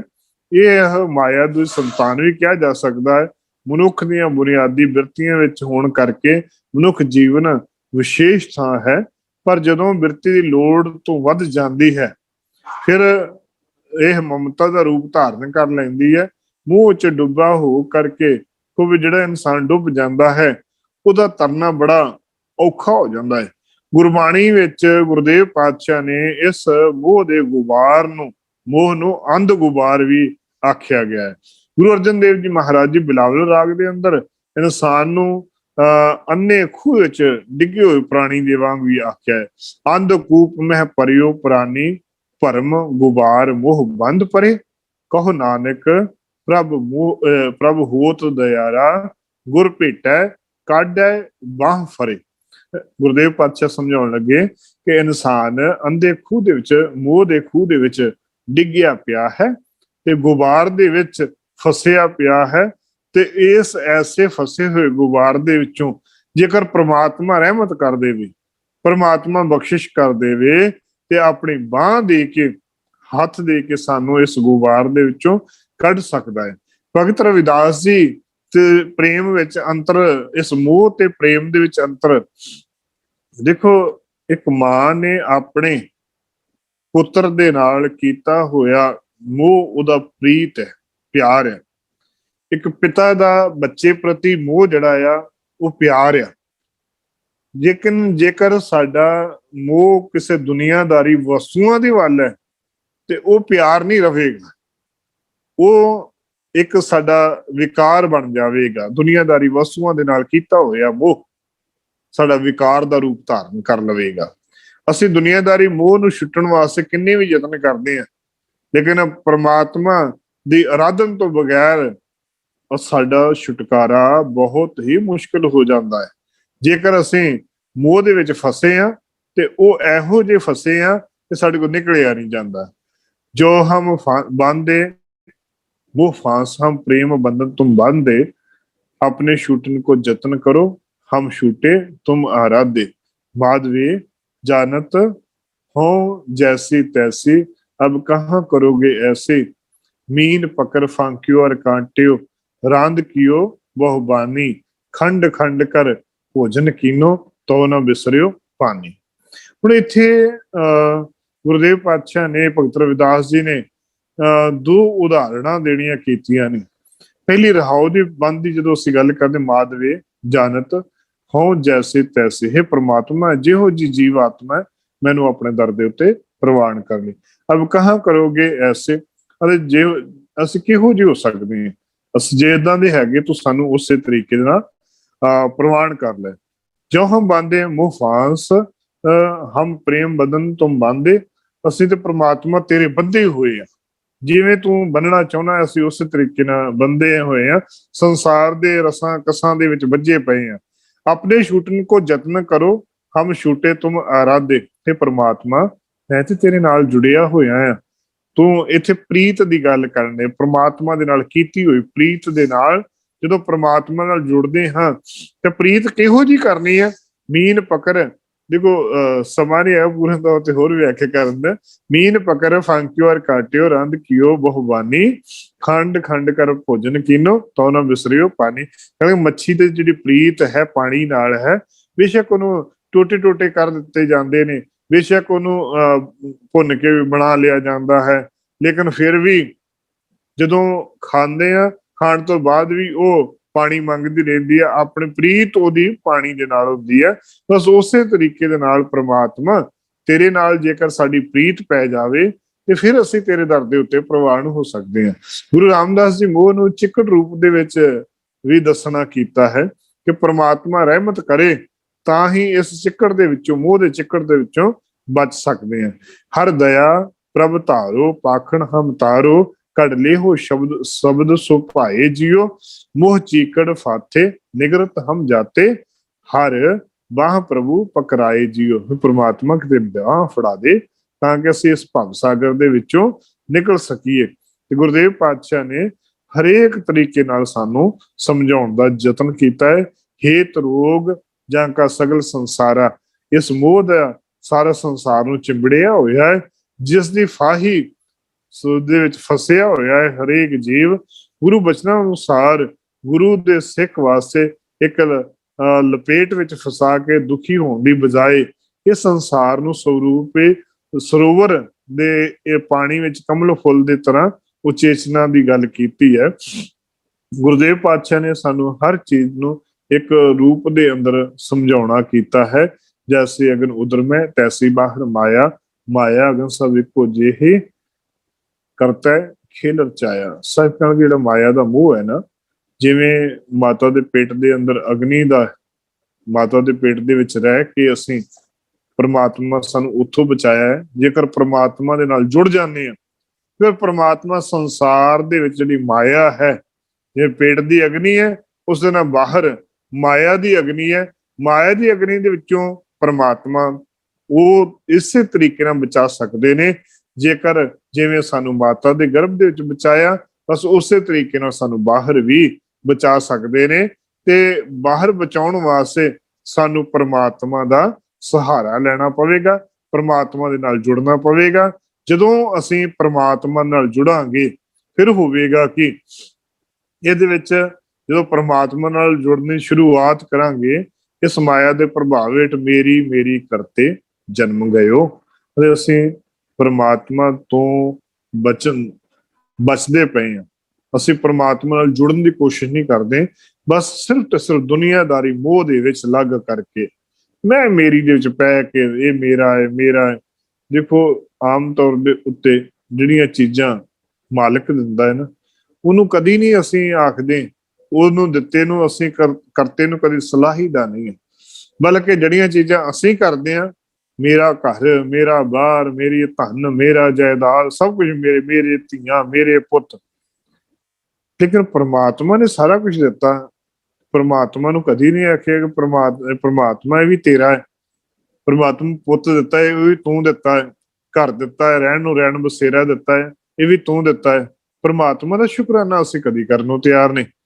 ਅਸੀਂ ਸਿਰਫ ਇਹੀ ਤੌਰ ਦੇ ਉੱਤੇ ਆਨੇ ਵੀ ਇਹ ਮੇਰਾ ਆ, ਮੈਨੂੰ ਆ, ਮੈਂ ਬਣਾਇਆ, ਮੇਰਾ ਕੀਤਾ, ਸਾਰਾ ਕੁਝ ਮੈਂ ਕਰਕੇ ਅਸੀਂ ਆਪਣੇ ਜੀਵਨ ਦਾ ਮੋਹ ਵੀ ਪਾਇਆ, ਹੀ ਮੇਰੇ ਕਰਕੇ ਪਾਇਆ। ਮੇਰੇ ਪੁੱਤ, ਮੇਰੀ ਧੀ, ਮੇਰੇ ਘਰ, ਮੇਰਾ ਬਾਰ, ਮੋਹ ਵੀ ਹੈ। ਲੇਕਿਨ ਜੇਕਰ ਇਸੇ ਚੀਜ਼ ਤੋਂ ਅਸੀਂ ਬਾਹਰੇ ਹੋ ਕਰਕੇ ਕਦੀ ਪ੍ਰਮਾਤਮਾ ਨੂੰ ਆਪਣੇ ਸਨਮੁਖ ਬਿਠਾ ਕੇ ਕਿਤੇ, ਜਿਵੇਂ ਅਸੀਂ ਆਮੋ ਸਾਹਮਣੇ ਬੈਠੇ ਨਾ, ਤੇ ਪ੍ਰਮਾਤਮਾ ਨਾਲ ਕਿਤੇ ਆਮੋ ਸਾਹਮਣੇ ਹੋ ਕੇ ਬੈਠਣ ਦਾ ਕਿਤੇ ਮੌਕਾ ਮਿਲੇ, ਮਾਲਕ ਰਹਿਮਤ ਕਰੇ, ਤੇ ਪ੍ਰਮਾਤਮਾ ਦੇ ਕੋਲ ਬੈਠ ਕੇ ਗੱਲ ਕੀਤੀ ਜਾਏ, ਤੇ ਪ੍ਰਮਾਤਮਾ ਸਾਹਮਣੇ ਸਾਨੂੰ ਪੁੱਛੇ ਆਣ ਕੇ ਕਿ ਤੇਰਾ ਕੀ ਹੈ? ਤੇਰਾ ਤਾਂ ਕੁਛ ਵੀ ਨਹੀਂ ਹੈ, ਸਾਡੇ ਦੇ ਕੋਲ ਤਾਂ ਕੁਛ ਵੀ ਨਹੀਂ ਹੈ। ਜਦੋਂ ਕੁਛ ਵੀ ਨਹੀਂ ਹੈ ਸਾਡਾ, ਤੇ ਫਿਰ ਅਸੀਂ ਕਾਹਦੇ ਉੱਤੇ ਮੈਂ ਅਸੀਂ ਕਰਦੇ ਪਏ ਹਾਂ। ਇੱਕ ਉਦਾਹਰਨ ਦੇ ਵਜੋਂ ਰਾਜੇ ਜਨਕ ਦੀ ਸਾਖੀ ਆਪ ਜੀ ਨੇ ਸੁਣੀ ਹੋਵੇਗੀ। ਜਦੋਂ ਰਾਜੇ ਜਨਕ ਦੇ ਕੋਲ ਰਿਸ਼ੀ ਅਸ਼ਟਾਵਕਰ ਨਾ ਆ ਗਿਆ ਚਿੱਤੇ, ਰਿਸ਼ੀ ਅਸ਼ਟਾਵਕਰ ਸੀ, ਰਾਜੇ ਜਨਕ ਦੇ ਕੋਲ ਆਇਆ। ਉਸ ਸਮੇਂ ਉਸਨੇ ਇੱਕ ਸਵਾਲ ਕੀਤਾ ਸੀ ਕਿ ਮੈਨੂੰ ਘੋੜੇ ਦੀ ਲਗਾਮ ਦੇ ਵਿੱਚ ਪੈਰ ਰੱਖ ਕੇ, ਰਕਾਬ ਦੇ ਵਿੱਚ ਪੈਰ ਰੱਖ ਕੇ ਤੇ ਘੋੜੇ ਤੇ ਬੈਠਣ ਤੱਕ ਮੈਨੂੰ ਕੋਈ ਇਹੋ ਜਿਹੜਾ ਗਿਆਨ ਦਵੇਗਾ ਨਾ, ਮੈਂ ਉਹਨੂੰ ਜੋ ਮੰਗੇਗਾ ਮੈਂ ਦਵਾਂਗਾ, ਪਰ ਉਹ ਮੈਨੂੰ ਗਿਆਨ ਦੇ ਦੇਵੇ, ਲੇਕਿਨ ਜੇਕਰ ਨਾ ਦਿੱਤਾ ਗਿਆ ਤੇ ਮੈਂ ਉਹਨੂੰ ਮਰਵਾ ਦੇਵਾਂਗਾ। ਸਾਖੀ ਤੁਸੀਂ ਸੁਣੀ ਹੋਏਗੀ। ਤੇ ਉਹਨਾਂ ਨੇ ਆਖਿਆ, ਬੜੇ ਪੰਡਿਤ ਵਿਦਵਾਨ ਇਕੱਠੇ ਹੋਏ, ਕਈਆਂ ਨੂੰ ਉਹਨਾਂ ਨੇ ਮਰਵਾ ਦੇਣਾ ਕੀਤਾ। ਜਦੋਂ ਰਿਸ਼ੀ ਅਸ਼ਟਾਵਕਰ ਉੱਥੇ ਆਏ ਨਾ, ਤੇ ਅਸ਼ਟਾਵਕਰ ਨੂੰ ਵੇਖ ਕੇ ਸਾਰੇ ਹੱਸਣ ਲੱਗ ਪਏ ਕਿ ਸਿੱਧੇ ਇਹਦੇ ਕੋਲ ਖਲੋਤਾ ਨਹੀਂ ਜਾਂਦਾ, ਤੇ ਇਹਨੇ ਰਾਜੇ ਜਨਕ ਨੂੰ ਗਿਆਨ ਦੇਣਾ। ਕਹਿੰਦੇ ਰਾਜੇ ਨੂੰ ਇਹ ਗੱਲ ਆ ਕਿ ਤੂੰ ਮੇਰੇ ਕੋਲ ਗਿਆਨ ਲੈਣਾ, ਤੇ ਤੂੰ ਮੈਨੂੰ ਗੁਰੂ ਮੰਨੇਗਾ ਤਾਂ ਹੀ ਦਵਾਂਗਾ ਨਾ। ਤੇ ਜੇਕਰ ਆਂਦਾ ਹਾਂ ਬਿਲਕੁਲ, ਅਤੇ ਗੁਰੂ ਧਾਰਨ ਕਰਨ ਤੋਂ ਪਹਿਲਾਂ ਗੁਰੂ ਨੂੰ ਕੁਛ ਨਾ ਕੁਛ ਭੇਟਾ ਦੇਣਾ ਪਵੇਗਾ। ਕਹਿੰਦੇ ਹਾਂ, ਦੇਣ ਨੂੰ ਤਿਆਰ ਹੈ, ਜੋ ਆਖੋ ਮੈਂ ਤੁਹਾਨੂੰ ਦੇਣ ਨੂੰ ਤਿਆਰ ਹਾਂ, ਮੈਂ ਤੁਹਾਨੂੰ ਆਪਣਾ ਗੁਰੂ ਧਾਰਨ ਕਰੂੰਗਾ, ਪਰ ਮੈਨੂੰ ਤੁਸੀਂ ਗਿਆਨ ਦਿਓਗੇ ਤਾਂ ਹੀ ਧਾਰਨ ਕਰੂੰਗਾ। ਕਹਿੰਦੇ ਭੇਟਾ ਕੀ ਦੇਗਾ? ਦੇਖੇ ਭੇਟਾ ਜੋ ਮੰਗੋ ਮੈਂ ਦੇਵਾਂਗਾ। ਕਹਿੰਦੇ ਵੀ ਤੂੰ ਦੱਸ ਕੀ ਦੇ ਸਕਦਾ ਹੈ? ਕਹਿੰਦੇ ਮੈਂ ਤੁਹਾਨੂੰ ਰਾਜ ਭੇਟਾ ਕਰਦੇ ਆ। ਹੱਸਣ ਲੱਗੇ, ਕਹਿੰਦੇ ਰਾਜ ਤੇ ਪ੍ਰਮਾਤਮਾ ਦਾ ਦਿੱਤਾ ਹੋਇਆ ਹੈ, ਉਹ ਤੇਰਾ ਤੇ ਹੈ ਹੀ ਨਹੀਂ ਆ। ਕਹਿਣ ਲੱਗੇ ਸੋਨਾ ਚਾਂਦੀ ਹੀਰੇ ਜਵਾਹਰਾਤ ਦੇ ਦੇਣਾ, ਕਹਿੰਦੇ ਉਹ ਵੀ ਤੇਰੇ ਨਹੀਂ ਹੈਗੇ। ਮੈਨੂੰ ਤੂੰ ਆਪਣੀ ਉਹ ਚੀਜ਼ ਦੇ ਜਿਹੜੀ ਤੇਰੀ ਆਪਣੀ ਹੋਵੇ, ਜਿਹੜੀ ਤੇਰੀ ਆਪਣੀ ਚੀਜ਼ ਹੋਵੇ ਉਹ ਮੈਨੂੰ ਦੇ। ਫਿਰ ਉਹਨੇ ਆਖਿਆ ਵੀ ਕਿਹੜੀ ਚੀਜ਼ ਦੇਵਾਂ ਆਪਣੀ? ਕਹਿੰਦੇ ਘਰ ਬਾਰ ਜ਼ਮੀਨ ਜਾਇਦਾਦ, ਕਹਿੰਦੇ ਸਾਰੇ ਪ੍ਰਮਾਤਮਾ ਦੇ ਦੁਨੀਆਦਾਰੀ ਦੇ, ਤੇਰਾ ਕੁਛ ਨਹੀਂ ਹੈਗਾ। ਤਾਂ ਆਖਿਰਕਾਰ ਨੂੰ ਸਮਝ ਲੱਗੀ, ਕਹਿਣ ਲੱਗੇ ਮੈਂ ਤੁਹਾਡੇ ਅੱਗੇ ਮੈਂ ਆਪਣਾ ਮਨ ਭੇਟਾ ਕਰਦਾ। ਕਹਿਣ ਲੱਗੇ ਜਦੋਂ ਤਨ ਦੀ ਗੱਲ ਕੀਤੀ ਸੀ, ਕਹਿਣ ਲੱਗੇ ਤਨ ਵੀ ਤੇਰੇ ਮਾਤਾ ਪਿਤਾ ਦੇ ਸੰਬੰਧ ਦੇ ਨਾਲ ਤੇਰਾ ਸਰੀਰ ਬਣਿਆ, ਤਨ ਵੀ ਤੇਰਾ ਨਹੀਂ ਹੈਗਾ। ਕਹਿਣ ਲੱਗੇ ਫਿਰ ਮੇਰਾ ਮਨ ਹੀ ਆ ਮੇਰਾ, ਤੇ ਮੈਂ ਇਹੀ ਤੁਹਾਨੂੰ ਅਰਪਣ ਕਰ ਦਿੰਦਾ। ਕਹਿਣ ਲੱਗੇ ਹੁਣ ਆਇਆ ਸਹੀ ਟਿਕਾਣੇ ਦੇ ਉੱਤੇ, ਮਨ ਅਰਪਣ ਕਰਨ ਲੱਗਿਆ। ਕਹਿੰਦੇ ਹੁਣ ਤੂੰ ਚੁੱਪ ਕਰਕੇ ਤਖਤ ਦੇ ਉੱਤੇ ਬਹਿ ਜਾ। ਕਹਿਣ ਲੱਗੇ ਵੀ ਮੈਂ ਤੇ ਤੁਸੀਂ ਗਿਆਨ ਦੇਣਾ ਸੀ। ਕਹਿਣ ਲੱਗੇ ਅਜੇ ਵੀ ਤੈਨੂੰ ਕੋਈ ਸਮਝ ਨਹੀਂ ਲੱਗੀ। ਕਹਿਣ ਲੱਗੇ ਅਰੇ ਜਦੋਂ ਮਨ ਤੇਰਾ ਮੈਂ ਚਾਹੁੰਦਾ ਹੀ ਨਹੀਂ ਆ ਕਿ ਇਸ ਘੋੜੇ ਦੇ ਉੱਤੇ ਲਗਾਮ ਦੇ ਵਿੱਚ ਪੈਰ ਰੱਖ ਕੇ ਤੂੰ ਘੋੜੇ ਚੜ੍ਹ, ਤੇਰੀ ਕੀ ਜ਼ਰੂਰਤ ਹੈ ਤੂੰ ਉੱਤੇ ਚੜ ਜਾਏ? ਕਹਿਣ ਤੋਂ ਭਾਵ ਕਿ ਸਾਡਾ ਆਪਣਾ ਕੁਛ ਨਹੀਂ, ਆਪਣਾ ਅਸੀਂ, ਸਾਡਾ ਘਰ ਵੀ ਆਪਣਾ ਨਹੀਂ ਹੈ, ਬਾਹਰ ਵੀ ਆਪਣਾ, ਧੀਆਂ ਪੁੱਤ ਵੀ ਆਪਣੇ ਨੇ, ਉਹ ਆਪਣੇ ਆਪਣੇ ਥਾਂ ਦੇ ਉੱਤੇ ਉਹਨਾਂ ਦੀ ਆਪਣੀ ਆਪਣੀ ਸੰਬੰਧ ਹੈ, ਆਪਣੇ ਆਪਣੇ ਰਿਸ਼ਤੇਦਾਰੀਆਂ, ਆਪਣੇ ਆਪ ਸਾਰਾ ਬਣਿਆ ਹੋਇਆ ਹੈ। ਆਪਣਾ ਸਾਡਾ ਜੇਕਰ ਕੁਛ ਹੈ ਤੇ ਅਸੀਂ ਆਪਣੇ ਆਪ ਖੁਦ ਦੇ ਵਿੱਚ ਹੀ ਹੈ। ਸਾਡਾ ਮਨ ਹੈ, ਇਸ ਮਨ ਨੂੰ ਗੁਰੂ ਦੇ ਦਰ ਦੇ ਉੱਤੇ ਅਰਪਣ ਕਰੀਏ ਤੇ ਗੁਰੂ ਦੇ ਕੋਲੋਂ ਬਖਸ਼ਿਸ਼ਾਂ ਲਈਏ, ਫਿਰ ਆਪਣਾ ਕੁਝ ਹੋ ਸਕਦਾ ਹੈ। ਫਿਰ ਕੁਝ ਹੀਲਾ ਵਸੀਲਾ, ਆਪਣੇ ਕੁਝ ਵਿਚਾਰ, ਦੇਖੋ ਕੋਈ ਵੀ ਵਿਚਾਰਵਾਨ, ਕੋਈ ਵੀ ਵਿਚਾਰ ਵੀ ਕਿਸੇ ਦੇ ਆਪਣੇ ਨਹੀਂ ਹੈ, ਉਹ ਵੀ ਕਿਤੇ ਨਾ ਕਿਤੇ ਪੜ੍ਹ ਕੇ, ਕਿਤੇ ਨਾ ਕਿਤੇ ਕਿਤਾਬ ਪੜ੍ਹੀ ਹੋਏਗੀ, ਕੋਈ ਗ੍ਰੰਥ ਪੜ੍ਹਿਆ ਹੋਏਗਾ, ਤਾਂ ਉਹਦੇ ਵਿਚਾਰ ਆਉਂਦੇ ਨੇ। ਲੇਕਿਨ ਜੇਕਰ ਗੁਰੂ ਬਖਸ਼ਿਸ਼ ਕਰ ਦੇਵੇ ਵਿਚਾਰ ਵੀ, ਉਹ ਤਾਂ ਹੀ ਜੀਵਨ ਦੇ ਅੰਦਰ ਆਉਣਗੇ। ਤੇ ਸਾਹਿਬ ਕਹਿਣ ਲੱਗੇ, ਉਹੀ ਗੱਲ ਸਮਝਾਉਣ ਲੱਗੇ ਕਿ ਸਾਡਾ ਆਪਣਾ ਤੇ ਕੁਛ ਵੀ ਨਹੀਂ ਹੈ, ਕਿ ਸਾਨੂੰ ਮੋਹ ਕਿਹਦੇ ਉੱਤੇ ਹੈ, ਕਿਹਦੇ ਉੱਤੇ, ਕਿਸ ਲਾਲਚ ਦੇ ਵਿੱਚ ਪਏ ਆ, ਮੋਹ ਦਾ ਜੋ ਕਿ ਤੇ ਗੁਰੂ ਪਾਤਸ਼ਾਹ ਨੇ ਉਹ ਗੱਲ ਸਮਝਾਉਣੀ ਕੀਤੀ ਹੈ ਕਿ ਮੇਰੀ ਮੇਰੀ ਕਰਤੇ ਜਨਮ ਗਇਓ ਵਾਲੀ ਹਾਲਤ ਸਾਡੀ ਬਣੀ ਰਹਿੰਦੀ ਹੈ। ਮੋਹ ਦੀ ਮਾਇਆ ਤੋਂ ਬਿਨਾਂ ਕਰਤਾਰ ਦੇ ਸੰਸਾਰ ਦਾ ਵਿਹਾਰ ਨਹੀਂ ਚੱਲਦਾ। ਮੋਹ ਨਾ ਹੋਵੇ ਤਾਂ ਮਾਂ ਆਪਣੇ ਬੱਚੇ ਨੂੰ ਲੰਮੇ ਸਮੇਂ ਤੱਕ ਨਹੀਂ ਪਾਲ ਸਕਦੀ। ਜੇਕਰ ਮੋਹ, ਦੇਖੋ ਅਸੀਂ ਗੱਲ ਪਹਿਲਾਂ ਕੀਤੀ ਮੋਹ ਤੋਂ ਬਚਣਾ ਹੈ, ਹੁਣ ਗੱਲ ਕੀਤੀ ਪੋਜ਼ਿਟਿਵ, ਜਿਵੇਂ ਸ਼ੁਰੂਆਤੀ ਗੱਲ ਕੀਤੀ ਵੀ ਉਹ ਨੁਕਸਾਨਦਾਇਕ ਨਹੀਂ ਹੈ। ਜੇਕਰ ਮੋਹ ਨਹੀਂ ਹੋਏਗਾ ਤੇ ਅਸੀਂ ਆਪਣੇ ਬੱਚਿਆਂ ਨੂੰ ਪਾਲ ਨਹੀਂ ਸਕਦੇ। ਮਾਂ ਦਾ ਮੋਹ ਆਪਣੇ ਬੱਚੇ ਦੇ ਤਾਂ ਹੀ ਨਹੀਂ ਹੋਏਗੀ ਤੇ ਉਹਨੂੰ ਸੰਭਾਲ ਨਹੀਂ ਸਕੇਗੀ। ਜਿਵੇਂ ਉਦਾਹਰਨ ਵਿੱਚ ਗੁਰਬਾਣੀ ਚ ਹੀ ਆਉਂਦੀ ਹੈ ਕਿ 20 ਕੋਸ ਪਰ ਗਊ ਚਰਾਓ, ਚੀਤ ਸੋ ਬਛੜਾ ਰਾਖੀ ਵਾਲੇ। 20 ਕੋਹ ਦੇ ਉੱਤੇ ਗਊ ਤੁਰੀ ਫਿਰਦੀ ਹੋ, ਲੇਕਿਨ ਧਿਆਨ ਉਹਦਾ ਬੱਚੇ ਵੱਲ ਹੀ ਹੁੰਦਾ ਕਿ ਮੈਂ ਆਪਣੇ ਬੱਚੇ ਨੂੰ ਦੁੱਧ ਪਿਉਣਾ ਸ਼ਾਮ ਨੂੰ ਜਾ ਕੇ। ਬੇਸ਼ੱਕ ਘਰ ਦੇ ਕੰਮ ਕਾਰ ਇਨਸਾਨ ਔਰਤ ਘਰ ਦੇ ਵਿੱਚ ਕਰਦੀ ਹੋਵੇ, ਲੇਕਿਨ ਧਿਆਨ ਉਹਦਾ ਪਲੰਗ ਦੇ ਪੰਘੂੜੇ ਵਿੱਚ ਪਏ ਹੋਏ ਬੱਚੇ ਵੱਲ ਹੀ ਰਹਿੰਦਾ ਆ ਕਿ ਮੇਰਾ ਬੱਚਾ ਰੋਏਗਾ ਤੇ ਉਸੇ ਵੇਲੇ ਸਾਰੇ ਕੰਮ ਛੱਡ ਕੇ ਮਾਂ ਆਪਣੇ ਬੱਚੇ ਕੋਲ ਆ ਜਾਏਗੀ। ਜੇਕਰ ਬੱਚਾ ਪਤੰਗ ਚੜਾ ਰਿਹਾ ਹੈ ਆਕਾਸ਼ ਦੇ ਵਿੱਚ ਤੇ ਪਤੰਗ ਆਕਾਸ਼ 'ਚ, ਹੱਥ ਡੋਰੀ ਦੇ ਹੱਥ ਵਿੱਚ ਹੈ, ਲੇਕਿਨ ਧਿਆਨ ਉਹਦਾ ਆਕਾਸ਼ ਦੇ ਵਿੱਚ ਹੈ। ਬਸ ਉਸੇ ਤਰੀਕੇ ਦੇ ਨਾਲ ਜੇ ਮੋਹ ਦਾ ਸੁਧਰਿਆ ਹੋਇਆ ਰੂਪ ਜਿਹੜਾ ਹੈ, ਜੇਕਰ ਮੋਹ ਨਾ ਹੋਵੇ ਤਾਂ ਮਾਂ ਆਪਣੇ ਬੱਚੇ ਨੂੰ ਲੰਮੇ ਸਮੇਂ ਤੱਕ ਪਾਲ ਵੀ ਨਹੀਂ ਸਕਦੀ। ਸੰਸਾਰ ਦਾ ਮੋਹ ਨਾ ਹੋਵੇ ਤੇ ਮਨੁੱਖ ਵੱਲੋਂ ਕੀਤੀਆਂ ਗਈਆਂ ਸੰਸਾਰ ਦੀਆਂ ਪ੍ਰਾਪਤੀਆਂ ਵੱਲ ਤਰੱਕੀ ਵੀ ਨਹੀਂ ਕਰ ਸਕੇਗਾ। ਮੋਹ ਦਾ ਸੁਧਰਿਆ ਰੂਪ ਜਿਹੜਾ ਹੈ ਉਹ ਹੈ ਫਰਜ਼। ਮਨੁੱਖ ਦਾ ਮੋਹ ਦਾ ਸੁਧਰਿਆ ਹੋਇਆ ਰੂਪ ਜਿਹੜਾ ਨਾ ਉਹ ਫਰਜ਼ ਬਣਦਾ ਹੈ। ਜਦੋਂ ਅਸੀਂ ਇੱਕ ਦੂਜੇ ਪ੍ਰਤੀ ਫਰਜ਼ ਨਿਭਾਉਂਦੇ ਹਾਂ, ਪਤੀ ਪਤਨੀ ਪ੍ਰਤੀ ਫਰਜ਼ ਨਿਭਾਉਂਦਾ ਹੈ, ਮਾਂ ਪਿਓ ਬੱਚਿਆਂ ਦੇ ਪ੍ਰਤੀ ਫਰਜ਼ ਨਿਭਾਉਂਦੇ ਨੇ, ਬੱਚੇ ਮਾਂ ਪਿਓ ਪ੍ਰਤੀ ਫਰਜ਼ ਨਿਭਾਉਂਦੇ ਨੇ, ਗੁਰੂ ਦਾ ਸਿੱਖ ਗੁਰੂ ਪ੍ਰਤੀ ਫਰਜ਼ ਨਿਭਾਉਂਦਾ ਹੈ ਤੇ ਸਿੱਖ ਗੁਰੂ ਦੇ ਪ੍ਰਤੀ ਫਰਜ਼ ਨਿਭਾਉਂਦੇ ਨੇ। ਤੇ ਉਹਦੇ ਨਾਲ ਕੀ ਹੋਗਾ ਕਿ ਸਾਰਿਆਂ ਦਾ ਮੋਹ ਆਪਸੀ ਦੇ ਵਿੱਚ ਵਿਕਾਰਾਂ ਦਾ ਨਹੀਂ ਬਲਕਿ ਸੰਸਕਾਰਾਂ ਦਾ ਰੂਪ ਬਣ ਜਾਏਗਾ।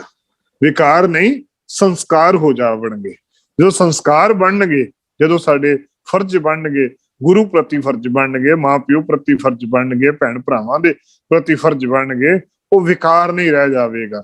ਸਾਡੀ ਆਮ ਮਨੁੱਖਾਂ ਵਾਲੀ ਹਾਲਤ ਮੋਹ ਵਿੱਚ ਫਸੇ ਰਹਿਣਾ ਹੀ ਹੈ। ਸਾਡੇ ਚ ਬਹੁਤ ਥੋੜਿਆਂ ਦੇ ਵਿੱਚ ਇਹ ਮੋਹ ਤੋਂ ਬਚਣ ਦੀ ਸੋਝੀ ਆਉਂਦੀ ਹੈ। ਤੇ ਇਹ ਜੇਕਰ ਮੋਹ ਤੋਂ ਤਿਆਗਣ ਸਮੇਂ ਸਾਨੂੰ ਜੋ ਫਰਜ਼ਾਂ ਦੀ ਬਿਰਤੀ ਬਣਦੀ ਹੈ, ਅਜਿਹੀ ਬਿਰਤੀ ਨੂੰ ਧੰਨ ਗੁਰੂ ਅਰਜਨ ਦੇਵ ਜੀ ਮਹਾਰਾਜ ਜੀ ਨੇ ਸਮਝਾਉਣਾ ਕੀਤਾ ਹੈ।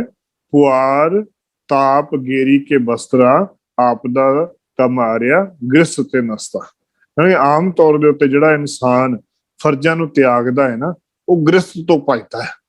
ਗ੍ਰਸਤ ਤੋਂ ਜਿਹੜਾ ਸੰਭਾਲ ਨਹੀਂ ਸਕਦਾ, ਉਹ ਜੋਗੀ ਬਣਨ ਵਾਸਤੇ ਤਿਆਰ ਹੋ ਜਾਂਦਾ। ਜਿਹੜਾ ਪਰਿਵਾਰ ਦੇ ਫਰਜ਼ ਨਹੀਂ ਨਿਭਾਉਂਦਾ, ਉਹ ਵਿਕਾਰਾਂ ਬਿਰਤੀਆਂ ਨੂੰ ਛੱਡ ਕੇ ਮੈਂ ਆਪ ਭਗਤ ਬਣ ਜਾਊਗਾ, ਮੈਂ ਆਪ ਪਰਮਾਤਮਾ ਨਾਲ ਮਿਲ ਜਾਊਗਾ, ਉਹ ਇਧਰ ਵਾਸਤੇ ਭੱਜਣ ਵਾਸਤੇ ਤੁਰ ਪੈਂਦਾ। ਸਿੱਖ ਇਤਿਹਾਸ ਤੇ ਗੁਰਬਾਣੀ ਵਿੱਚ ਸਾਨੂੰ ਅਨੇਕਾਂ ਸਾਖੀਆਂ ਪ੍ਰਾਪਤ ਹੁੰਦੀਆਂ ਨੇ। ਉਪਦੇਸ਼ਾਂ ਤੋਂ ਸਾਨੂੰ ਗ੍ਰਸਤ ਧਰਮ ਵੱਲ ਪ੍ਰੇਰਨਾ, ਕਰਤੱਵ ਨਿਭਾਉਣ ਦੇ, ਮੋਹ ਤੋਂ ਬਚ ਕੇ ਰਹਿਣ ਵਾਲੀਆਂ ਵੀ ਗੱਲਾਂ ਇਤਿਹਾਸ ਦੀਆਂ ਸਾਖੀਆਂ ਮਿਲਦੀਆਂ ਨੇ। ਦੇਖੋ ਸਾਡਾ ਇਤਿਹਾਸ ਜਿਹੜਾ ਹੈ ਨਾ, ਗੁਰਬਾਣੀ ਤੇ ਇਤਿਹਾਸ ਸਾਨੂੰ ਹਰ ਪੱਖ ਦੀ ਸੋਚ ਦਿੰਦਾ ਹੈ। ਭਾਈ ਭਿਖਾਰੀ ਜੀ ਦੀ ਜਿਹੜੀ ਸਾਖੀ ਆਉਂਦੀ ਹੈ, ਇੱਕ ਆਦਰਸ਼ਕ ਜੀਵਨ ਦੀ ਸਾਖੀ ਦਰਸਾਉਂਦੀ ਹੈ ਕਿ ਕਿਵੇਂ ਪਰਮਾਤਮਾ ਦੀ ਮਿਹਰ ਤੇ ਸਦਕਾ ਇੰਨੀ ਸੋਝੀ ਸੀ ਕਿ ਪਰਮਾਤਮਾ ਦਾ ਇੱਕ ਪਾਸੇ ਆਪਣੇ ਪੁੱਤ ਦਾ ਦਿਨੇ ਵਿਆਹ ਕਰਕੇ ਆਉਂਦਾ ਹੈ, ਤੇ ਘਰ ਦੇ ਅੰਦਰ ਖੁਸ਼ੀਆਂ ਮਨਾਈਆਂ ਜਾ ਰਹੀਆਂ ਨੇ, ਤੇ ਉਹ ਘਰ ਦੇ ਅੰਦਰ ਸ਼ਾਮਾਂ ਨੂੰ ਫੂੜੀ ਤਿਆਰ ਕਰਦਾ ਪਿਆ ਹੈ। ਤੇ ਹੁਣ ਉਹਦੇ ਨਾਲ ਦੇ ਸਾਰੇ ਸੱਜਣ ਵੇਲੀ ਆਖਦੇ, ਹਾਂ ਇਹ ਘਰ ਦੇ ਅੰਦਰ ਇੰਨਾ ਖੁਸ਼ੀ ਦਾ ਮਾਹੌਲ ਹੈ ਤੇ ਤੂੰ ਘਰ ਦੇ ਚਿਕ ਲੈਣ ਪੁਣਾ ਕੀ ਕਰਦਾ ਪਿਆ, ਤੂੰ ਫੂੜੀ ਤਿਆਰ ਕਰਦਾ ਪਿਆ, ਤੇਰੇ ਘਰ ਕੋਈ ਇਹਦੇ ਫੂੜੀ ਤੇ ਉਹਨਾਂ ਘਰ ਹੁੰਦੀਆਂ ਤਿਆਰ ਜਿਹਦੇ ਘਰ ਮੌਤ ਹੁੰਦੀ ਹੋਏ, ਤੇ ਤੂੰ ਆਪਣੇ ਘਰ ਫੂੜੀ ਤਿਆਰ ਕਰਦਾ ਪਿਆ। ਤੇ ਉਹ ਉਸ ਨੂੰ ਸਮੇਂ ਜਾਣਦਾ ਸੀ ਕਿ ਮੇਰੇ ਘਰ ਕੀ ਭਾਣਾ ਵਾਪਰਨ ਵਾਲਾ ਹੈ। ਹੁਣ ਜਿਹੜਾ ਪੁੱਤ ਵਿਆਹ ਕਰਕੇ ਆਇਆ ਹੈ, ਉਸ ਦੀ ਬਾਅਦ ਚ ਮੌਤ ਹੋ ਜਾਂਦੀ ਹੈ, ਤੇ ਮੌਤ ਹੋਣ ਤੋਂ ਬਾਅਦ ਫਿਰ ਉਹੀ ਭਾਈ ਭਿਖਾਰੀ ਆਪਣੇ ਪੁੱਤ ਨੂੰ ਸੰਸਕਾਰ ਦੇ ਵੱਲ ਉਸੇ ਫੂੜੀ ਦੇ ਉੱਤੇ ਪਾ ਕੇ ਲੈ ਜਾਂਦਾ ਹੈ। ਜਦੋਂ ਹੁਕਮ ਦੇ ਵਿੱਚ ਪਤਾ ਲੱਗਣਾ ਸ਼ੁਰੂ ਹੋ ਜਾਂਦਾ ਹੈ, ਜਦੋਂ ਮਾਇਆ ਦੇ ਬਾਰੇ ਵਿੱਚ ਅਵਸਥਾ ਦੇ ਬਾਰੇ ਪਤਾ ਲੱਗਦਾ ਹੈ, ਫਿਰ ਅਵਸਥਾ ਬਣ ਆਉਂਦੀਆਂ ਨੇ। ਜਬ ਕਛ ਪਾਵੇ ਤਬ ਗਰਭ ਕਰਤ ਹੈ, ਮਾਇਆ ਗਈ ਤਬ ਰੋਵਨ ਲਗਤ ਹੈ। ਅਸਲ ਦੇ ਵਿੱਚ ਅਸੀਂ ਸੰਸਾਰਿਕ ਮੋਹ ਦੇ ਵਿੱਚ ਜੇਕਰ ਫਸੇ ਰਵਾਂਗੇ, ਜਦੋਂ ਅਸੀਂ ਕੁਝ ਪ੍ਰਾਪਤੀ ਕਰਾਂਗੇ ਤਾਂ ਸਾਨੂੰ ਐਵੇਂ ਲੱਗੇਗਾ ਕਿ ਸਾਨੂੰ ਬਹੁਤ ਪ੍ਰਾਪਤੀ ਹੋਈ ਹੈ, ਲੇਕਿਨ ਜਦੋਂ ਸਾਡੇ ਕੋਲੋਂ ਕੁਝ ਵਿਛੜੇਗਾ ਤੇ ਸਾਨੂੰ ਐਵੇਂ ਲੱਗੇਗਾ ਕਿ ਮਾਇਆ ਗਈ ਤਬ ਰੋਵਨ ਲਗਤ ਹੈ। ਫਿਰ ਸਾਡੇ ਜੀਵਨ ਦੇ ਅੰਦਰ ਵਿਕਾਰਾਂ ਪ੍ਰਤੀ ਬਿਰਤੀ ਹੋਏਗੀ। ਗੁਰੂ ਦੇ ਸਿੱਖ ਵਾਸਤੇ ਹੁਕਮ ਹੈ ਕਿ ਉਹ ਹਰੇਕ ਅਵਸਥਾ ਵਿੱਚ ਪਰਮਾਤਮਾ ਜੀ ਦੇ ਨਾਲ ਜੁੜਿਆ ਰਵੇ, ਪਰਮਾਤਮਾ ਦੇ ਭਾਣੇ ਵੱਲ ਦੁੱਖ ਸੁੱਖ ਨੂੰ ਇੱਕ ਕਰਕੇ ਮੰਨਦਾ ਰਵੇ। ਉਸੇ ਅਵਸਥਾ ਦੇ ਵਿੱਚ ਪਰਮਾਤਮਾ ਨਾਲ, ਜਿਵੇਂ ਗੁਰੂ ਨਾਨਕ ਸਾਹਿਬ ਸਮੇਂ ਬਹੁਤ ਅਜਿਹੇ ਤਿਆਗੀ ਸਿੱਖ ਸਨ ਜਿਹੜੇ ਗੁਰੂ ਨਾਨਕ ਦੇਵ ਜੀ ਮਹਾਰਾਜ ਜੀ ਦੇ ਨਾਲ ਟਿਕੇ, ਉਹਨਾਂ ਨਾਲ ਉਹਨਾਂ ਨੇ ਆਪਣੇ ਜੀਵਨ ਦੇ ਅੰਦਰ ਬਿਰਤੀ ਦੇ ਵਿੱਚ ਪੈਦਾ ਕਰਤੇ ਰਹੇ, ਤੇ ਉਸ ਸਮੇਂ ਭਾਵਨਾ ਦੇ ਨਾਲ ਜੁੜਦਿਆਂ ਹੋਇਆਂ ਉਹਨਾਂ ਦੇ ਨਾਲ ਜੁੜ ਕੇ ਗੁਰੂ ਪਾਤਸ਼ਾਹ ਦਰ ਦੇ ਉੱਤੇ ਅਰਦਾਸਾਂ ਬੇਨਤੀਆਂ ਕੀਤੀਆਂ, ਸਮਝਾਇਆ। ਗੁਰੂ ਪਾਤਸ਼ਾਹ ਨੇ ਵੀ ਹਰ ਤਰੀਕੇ ਨਾਲ ਸਮਝਾਉਣ ਦਾ ਜ਼ਿਕਰ ਕੀਤਾ ਸੀ। ਰੋਜ਼ਾਨਾ ਰਹਿਰਾਸ ਸਾਹਿਬ ਚ ਪੜ੍ਹਦੇ ਹਾਂ, ਤਿਤ ਸਰਬ ਰੜੈ ਪਹਿਲੇ ਨਿਵਾਸਾ, ਪਾਣੀ ਪਾਵਕ ਤਿਨਹਿ ਕੀਆ, ਪੰਕਜ ਮੋਹ ਪੱਗ ਨਹੀਂ ਚਾਲੈ, ਹਮ ਦੇਖਾ ਤਹਿ ਡੂਬੀ ਅਲੇ। ਅਦੇ ਸੰਸਾਰ ਭਵ ਸਾਗਰ ਜਿਹੜਾ ਹੈ ਨਾ, ਇੱਕ ਚਿੱਕੜ ਦਾ ਜੋ ਕਿ ਸਰੋਵਰ ਬਣਿਆ ਹੋਇਆ ਹੈ, ਭਰਿਆ ਪਿਆ ਹੈ। ਇਹਦੇ ਚ ਕੀ ਆ? ਪੰਕਜ ਮੋਹ, ਜਿਹੜਾ ਚਿੱਕੜ ਪਿਆ ਉਹ ਕਹਿੰਦਾ ਮੋਹ ਦਾ। ਪੱਗ ਨਹੀਂ ਚਾਲੈ, ਸਾਡੇ ਪੈਰ ਚੱਲਦੇ ਨੇ। ਹਮ ਦੇਖਾ ਤਹਿ ਡੂਬੀ ਅਲੇ, ਅਸੀਂ ਦੇਖਦੇ ਪਏ ਹਾਂ, ਅਸੀਂ ਡੁੱਬਦੇ ਪਏ ਹਾਂ ਮੋਹ ਦੇ ਵਿੱਚ, ਵਿਕਾਰਾਂ ਦੇ ਵਿੱਚ ਅਸੀਂ ਡੁੱਬਦੇ ਪਏ ਹਾਂ। ਕੋਸ਼ਿਸ਼ ਕਰਨੀ ਹੈ ਸਤਿਗੁਰੂ ਜੀ ਰਹਿਮਤ ਕਰਨ ਅਸੀਂ ਇਸ ਵਿਕਾਰਾਂ ਤੋਂ ਬਚ ਸਕੀਏ। ਇਹਨਾਂ ਵਿਕਾਰਾਂ ਨੂੰ ਅਸੀਂ ਨੈਗੇਟਿਵ ਨਹੀਂ ਲੈਣਾ, ਇਹਨਾਂ ਨੂੰ ਪੋਜ਼ਿਟਿਵ ਬਣਾ ਕਰਕੇ, ਇਹਨਾਂ ਤੋਂ ਲਾਹਾ ਲੈ ਕਰਕੇ ਕਿ ਗੁਰੂ ਪਾਤਸ਼ਾਹ ਸਾਨੂੰ ਕੀ ਸਮਝਾਉਣਾ ਚਾਹੁੰਦੇ ਆ। ਅਸੀਂ ਇਹਨਾਂ ਵਿਕਾਰਾਂ ਨੂੰ ਆਮ ਤੌਰ ਦੇ ਉੱਤੇ ਲੋਕਾਂ ਨੂੰ ਡਰਾਉਣ ਜਾਂ ਲੋਕਾਂ ਨੂੰ ਸਿੱਧੇ ਰਸਤੇ ਵਿੱਚ ਪਾਉਣ ਦੀ ਥਾਂ ਤੇ ਉਹਨਾਂ ਨੂੰ ਲੋਕਾਂ ਡਰਾ ਕੇ ਲੋਕਾਂ ਦਾ ਇੰਨਾ ਕੁ ਬਣਾਇਆ ਹੈ ਕਿ ਹਊਆ ਬਣਾ ਕੇ ਦਿੱਤਾ ਹੈ। ਲੇਕਿਨ ਗੁਰੂ ਪਾਤਸ਼ਾਹ ਨੇ ਉਹਨਾਂ ਨੂੰ ਡਰਾਉਣ ਦੀ ਗੱਲ ਨਹੀਂ ਕੀਤੀ, ਬਲਕਿ ਲੋਕਾਂ ਨੂੰ ਸਮਝਾਉਣ ਦੀ ਗੱਲ ਦੱਸੀ ਹੈ ਕਿ ਭਲਿਓ ਉਹਨਾਂ ਦਾ ਕੰਮ ਆ ਵਿਕਾਰ ਜੇਕਰ ਇਸ ਤਰੀਕੇ ਨਾਲ ਕਰਾਂਗੇ ਤੇ ਇਹਦੇ ਆ ਨਤੀਜੇ ਨਿਕਲਣਗੇ, ਜੇਕਰ ਉਹਨੂੰ ਸਹੀ ਤਰੀਕੇ ਨਾਲ ਤੁਰਾਂਗੇ ਤੇ ਉਹਦੇ ਆ ਨਤੀਜੇ ਨਿਕਲਣਗੇ। ਤੁਸੀਂ ਹੁਣ ਦੇਖਣਾ ਕਿ ਕਿਹੜੇ ਨਤੀਜੇ ਕੱਢਣੇ ਆ, ਤੁਸੀਂ ਸਹੀ ਪਾਸੇ ਤੁਰਨਾ ਜਾਂ ਗਲਤ ਪਾਸੇ ਤੁਰਨਾ। ਗੁਰੂ ਪਾਤਸ਼ਾਹ ਨੇ ਫੈਸਲਾ ਸਾਡੇ ਉੱਤੇ ਛੱਡ ਦਿੱਤਾ। ਸਾਨੂੰ ਹਰੇਕ ਗੱਲ, ਨਿੱਕੀ ਨਿੱਕੀ ਗੱਲ ਗੁਰਬਾਣੀ ਗੁਰ ਇਤਿਹਾਸ ਦੇ ਰਾਹੀਂ ਹਰੇਕ ਗੱਲ ਸਮਝਾਉਣਾ ਕੀਤੀ ਹੈ ਕਿ ਮੇਰੇ ਪੁੱਤਰ, ਮੇਰੇ ਧੀਓ, ਤੁਸੀਂ ਆਰਾਮ ਦੇ ਨਾਲ ਆ ਕਾਰਜ ਇਸ ਤਰੀਕੇ ਨਾਲ ਕਰੋਗੇ ਤੇ ਤੁਹਾਨੂੰ ਆ ਪ੍ਰਾਪਤੀ ਹੋਏਗੀ। ਬਾਕੀ ਗੁਰੂ ਪਾਤਸ਼ਾਹ ਰਹਿਮਤ ਕਰਨ, ਸਾਨੂੰ ਸੋਝੀ ਬਖਸ਼ਣ ਤਾਂ ਕਿ ਅਸੀਂ ਸਹੀ ਰਸਤੇ ਦੇ ਉੱਤੇ, ਕਿਉਂਕਿ ਗੁਰਬਾਣੀ ਅਗਾਧ ਬੋਧ ਹੈ। ਗੁਰਬਾਣੀ ਨੂੰ ਕੋਈ ਇਹ ਨਹੀਂ ਆਖ ਸਕਦਾ ਕਿ ਜੋ ਮੈਂ ਬਿਆਨ ਕੀਤਾ ਉਹ ਹੋਰ ਕੋਈ ਕਰ ਨਹੀਂ ਸਕਦਾ।